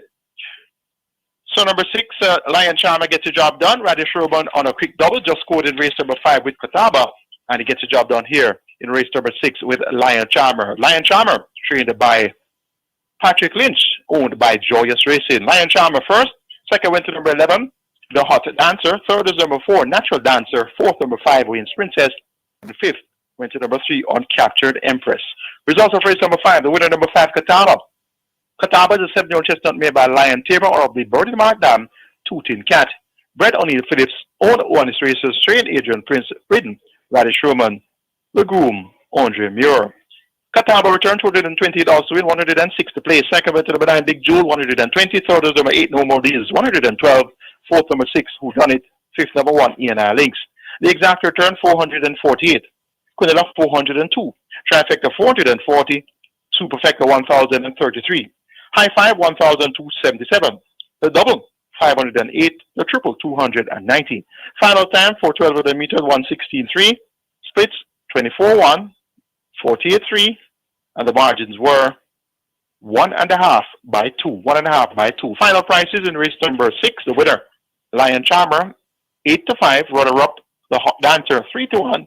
Then came Natural Dancer at 9-1, followed by Wayne's Princess, 6-1, and completed a high five on Captured Empress at 5-2. Coming on next to race number 7, scratch number 2, Rico. We're down to a field of 5. They go 1,400 meters, go 7 furlongs. It's your 6th stage event for imported seals on up, none of 3, and 4 years up, none is of 4. 1.19 million in purse. My selection, number 5, Incredible Joe. Dr. Bola at OD goes to number 6, Supernatural Power. Until it's time for race number 7, the 7th of 10, it's back to studios of Omega Sports.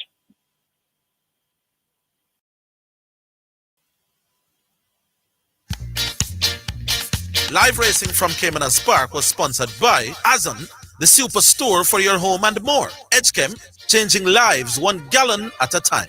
Victoria Mutual Money Transfer Services, real money transfer for real people. And Spectrum Insurance Brokers, setting the industry standard.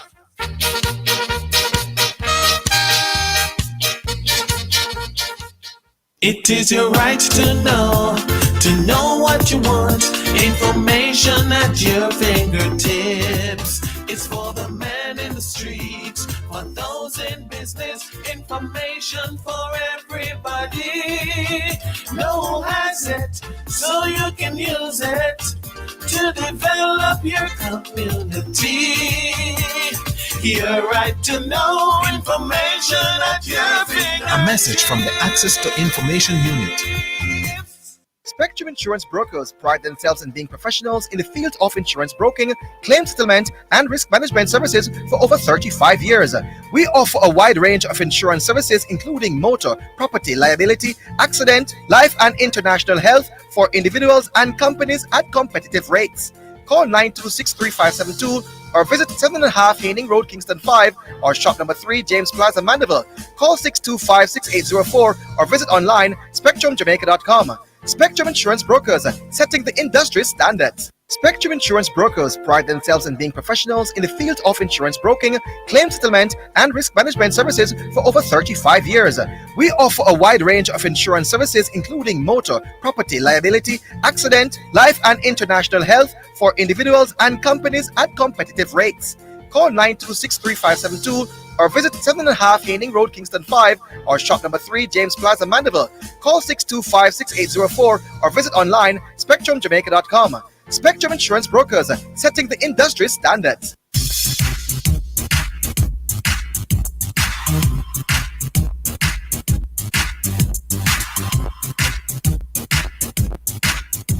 All right, welcome back to Omega Radio Sports. Thank you for staying with me, Yashima Love. So I was mentioned before we went to the break that, given the importance of this game for the future, and you're down 1-0 at halftime, I never saw any form of reaction. I never saw any sign of desperation from Man United. There was just nothing. They don't play with any form of risk. They seem to make the safe pass all the time. And you talk about a game where you took 16 shots, 6 on target. I cannot remember Vicario making an absolutely blind off a save.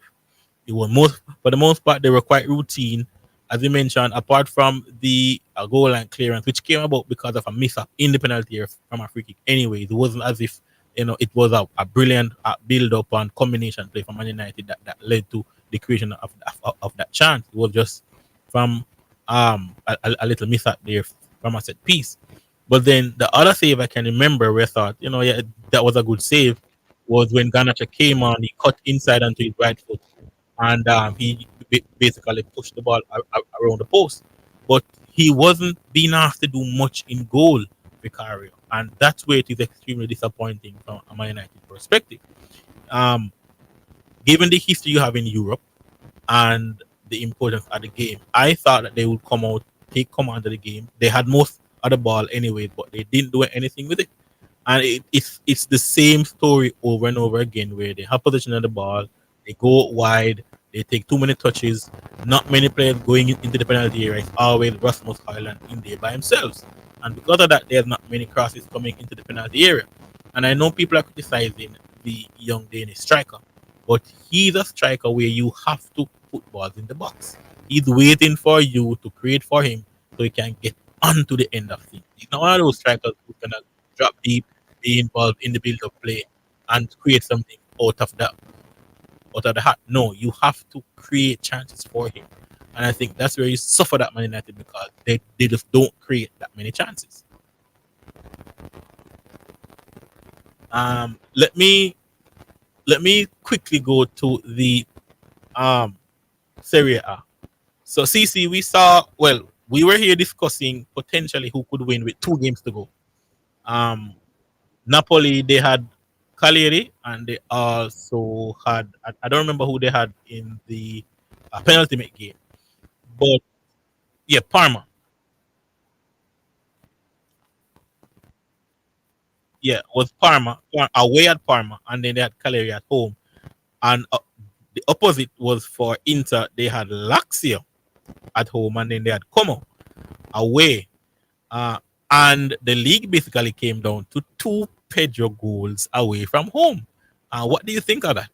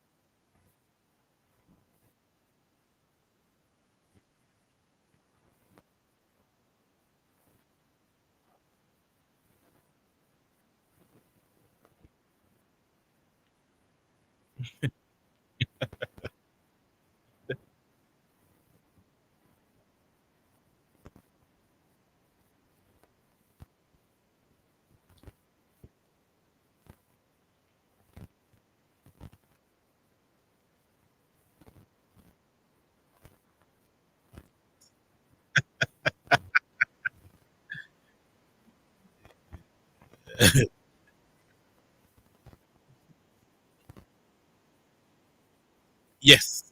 Yes.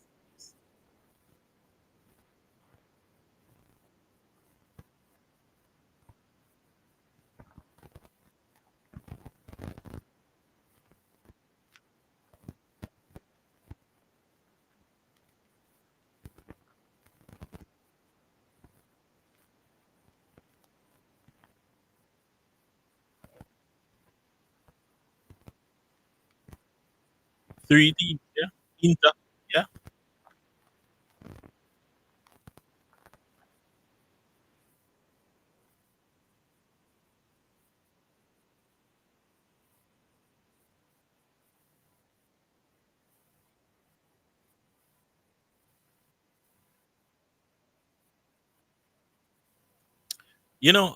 I want I want to set the stage here because um this is a team, Napoli, that finished 10th last year.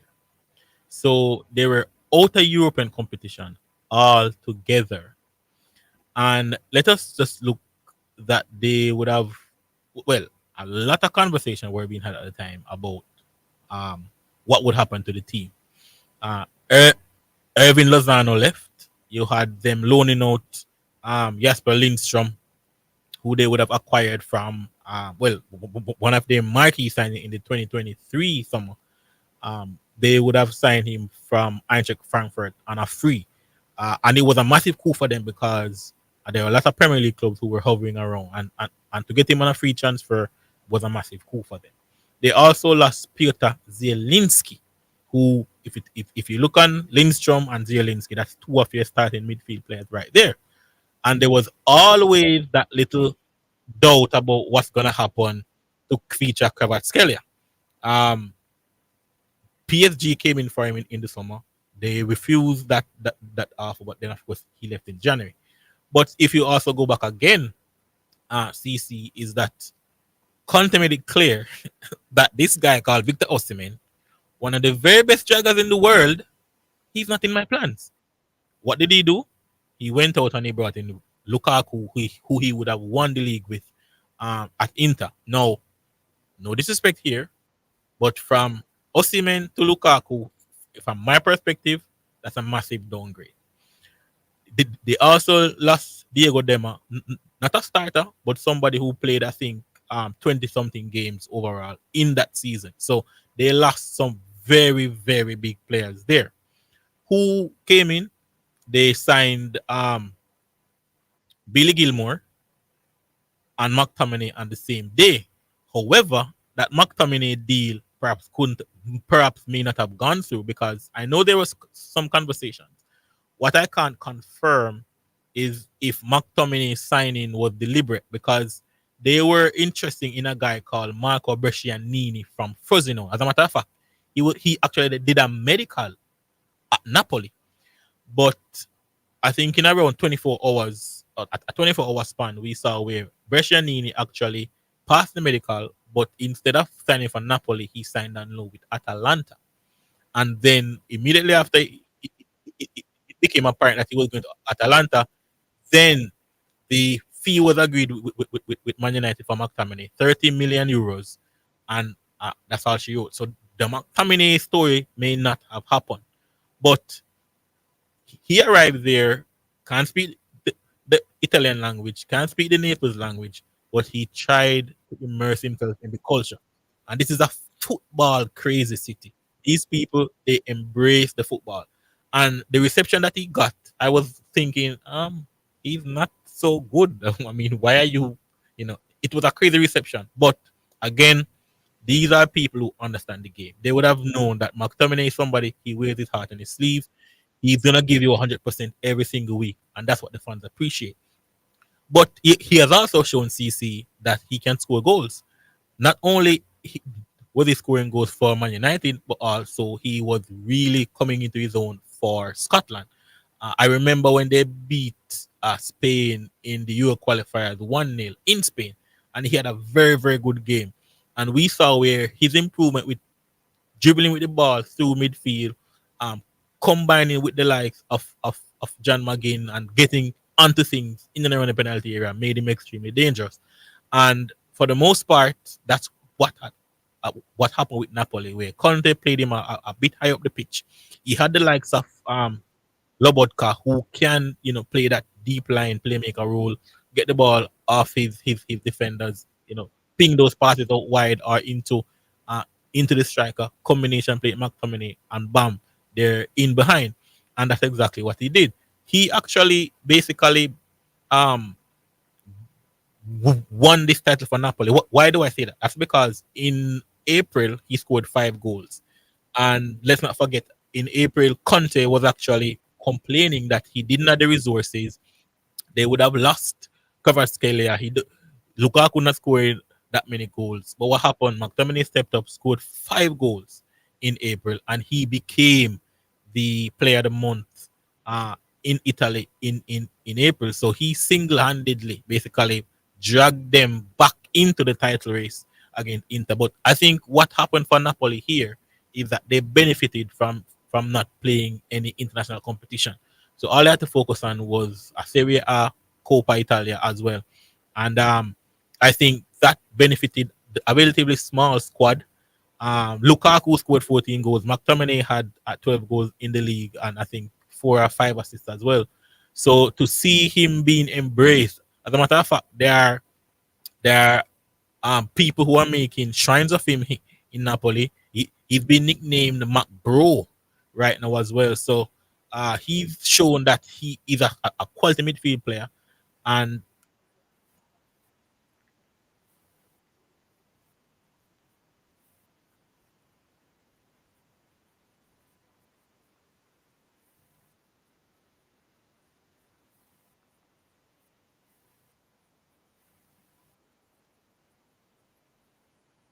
right.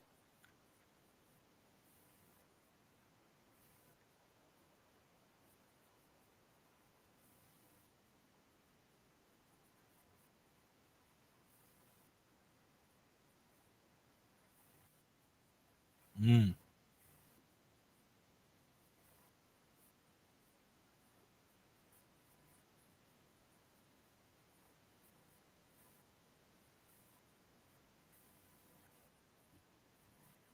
right.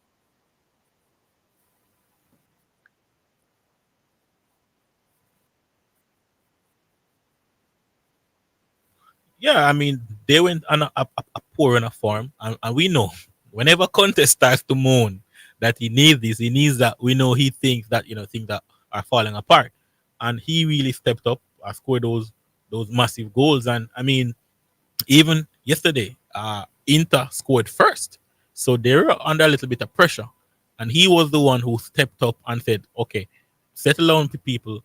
I'm gonna give us the go-ahead goal." He got that in the I think 39th minute, got them on their way, and after halftime, Lukaku scored I think in the 58th minute. So they made easy work of it in the end, but the crowd was getting a bit antsy, and that's the last thing you want because they would have seen Inter Milan took the lead and in those moments were basically the winners. But he stepped up again and it was a beautiful figure kick goal. Time again, his timing at the run in the box, strong enough to hold off the defender and of course improvise to score a brilliant goal. So many people are saying because I have people in my circle CC who saying, well, it's Syria is not as strong. And I said, listen, you guys need to pay attention. We have Patrice Evra who said that when he went to Juventus, he learned so much more because in Italy, it's a tactical game. Teams are so well prepared, so well drilled. It's extremely difficult, and they run a lot more. Not just run, but strategically, their movements were different. Everything that he thought he learned at Man United, he basically had to relearn when he went to Italy because the game is so tactical. Explain to the listeners just how difficult it is to score in the Italian Serie A.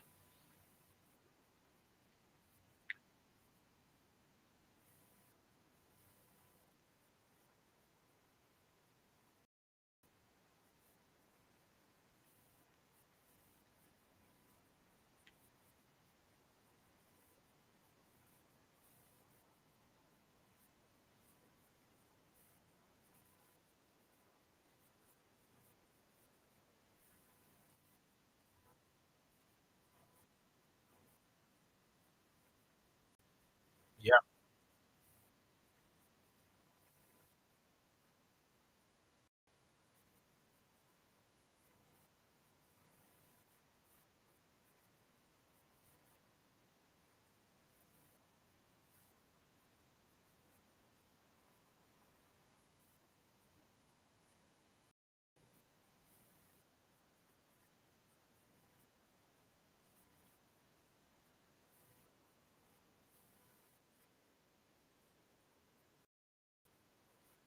it is. It is. It is.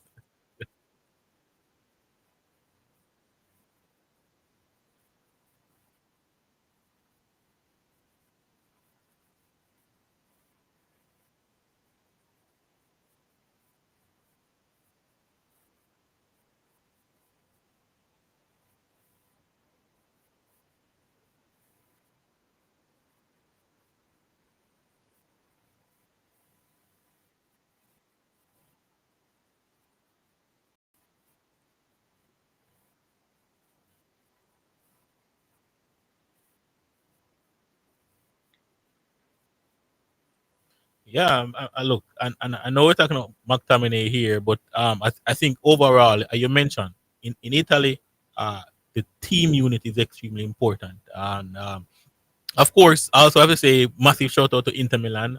They push it all the way, and they have an aging team, and they're in the Champions League final. They bring it down to the final day in the title race, and they also went quite deep in Coppa Italia. So massive shout out. But again, they're a very experienced team. They have the know-how. They know in different situations. They've been there before, and to see Scott McTominay coming into a different country, can't really speak the language, can't really um and a different culture, and to see him just embrace the challenge, it's great to see. But we have to say massive shout out, of course, to skipper Gio Di Lorenzo. He now equals Maradona. He captains Napoli to 2 titles as well, which is the same thing that Maradona has done. I think we missed Stanislav Lobotka yesterday. He picked up an injury, so he never played. But everybody did their part. Politano, I think he had 6 goals, 4 assists throughout the season. Neres coming off the bench for the most part. Again, David Neres, I think he had 7 goals and 3 assists throughout the season as well. Amir Rahman, he played every single game in the Serie A. So the entire team, most of those guys, the likes of Di Lorenzo, Spinazzola, Zambo and Gisa, Ramani, Lobotka, they're 7 to 8 out of 10 every single week. So the collective, as you mentioned, CC, is extremely important. So again, Napoli, they're the winners of this Scudetto.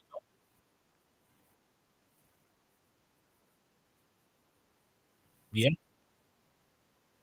yeah,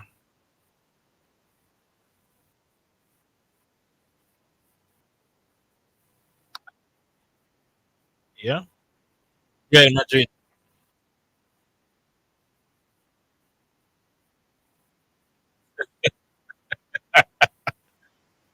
and we know why.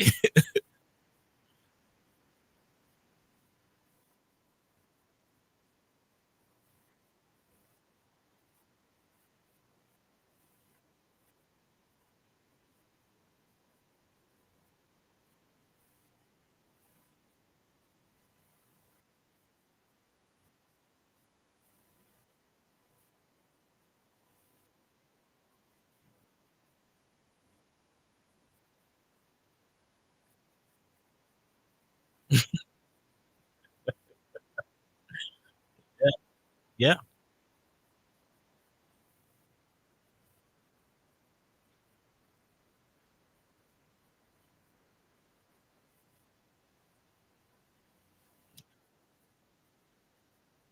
exactly.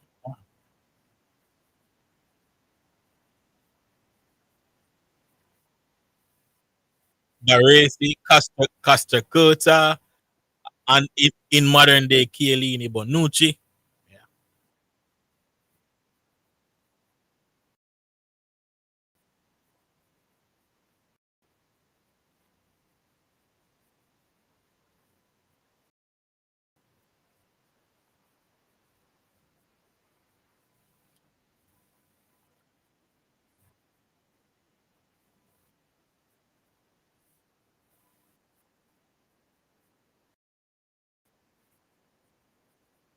that's it. Yeah,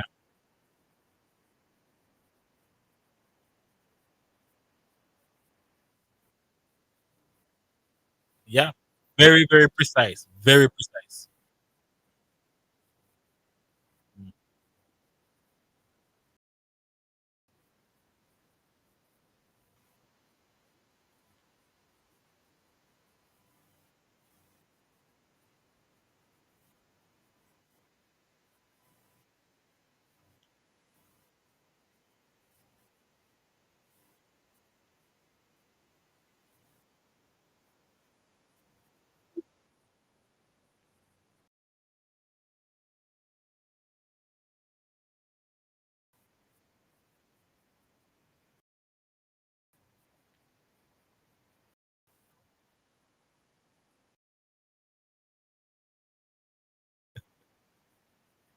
yeah. Inter Milan. even Parma was a great team. That I fell in love with Parma because of one Gigi Buffon. So Serie A definitely is making a massive comeback in terms of the competitiveness on European soil. We have 3 minutes, CC. One of my takeaways from yesterday as well was the no-show of Lautaro Martinez. He is struggling with a thigh injury. He was past fit to play yesterday, but we never saw him. And from my perspective, the game was quite comfortable. They won the game. I'm thinking that, just give him a run out to basically get a feel of where he is, see how sharp he is. And so he will be going into the Champions League final, maybe not as sharp as he should be, and him being one of their marquee players. Do you think Simeone made a mistake here?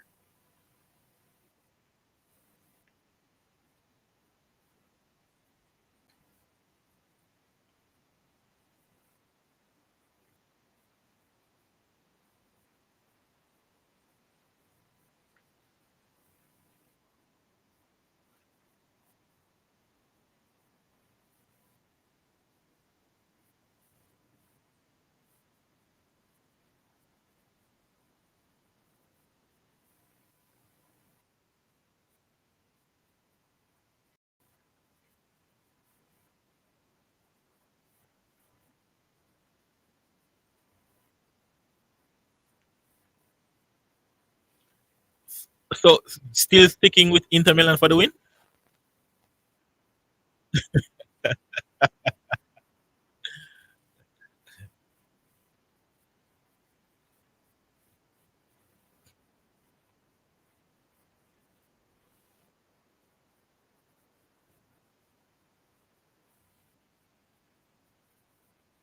Yeah, coach.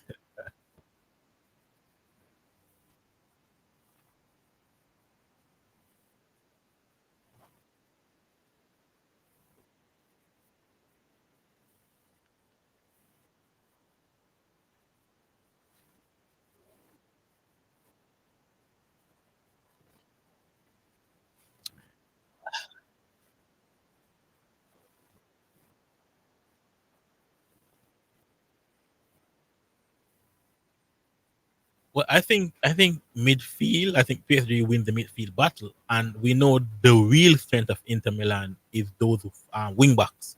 And I think the PSG fullbacks, Hakimi and Mendes, they have the physicality, the athletic ability, as well as the intelligence to really do a good job. And we know PSG can also defend very, very well. And they defend as a team.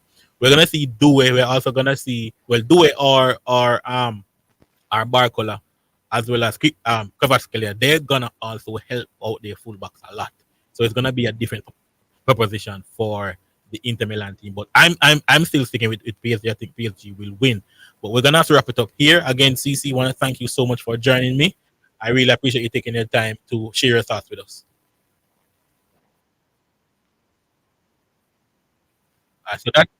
So that's it for this week, people. We want to also thank Pioneer for joining us to share his thoughts on the NBA.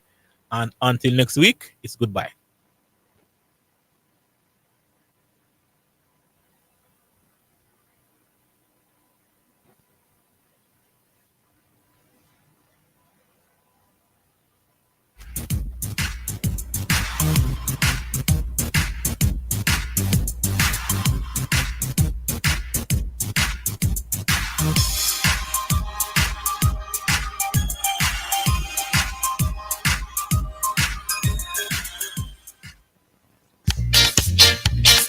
It's now time for live racing from Caymanas Park, sponsored by Azon, the superstore for your home and more. Edgechem, changing lives 1 gallon at a time. Victoria Mutual Money Transfer Services, real money transfer for real people. And Spectrum Insurance Brokers, setting the industry standard.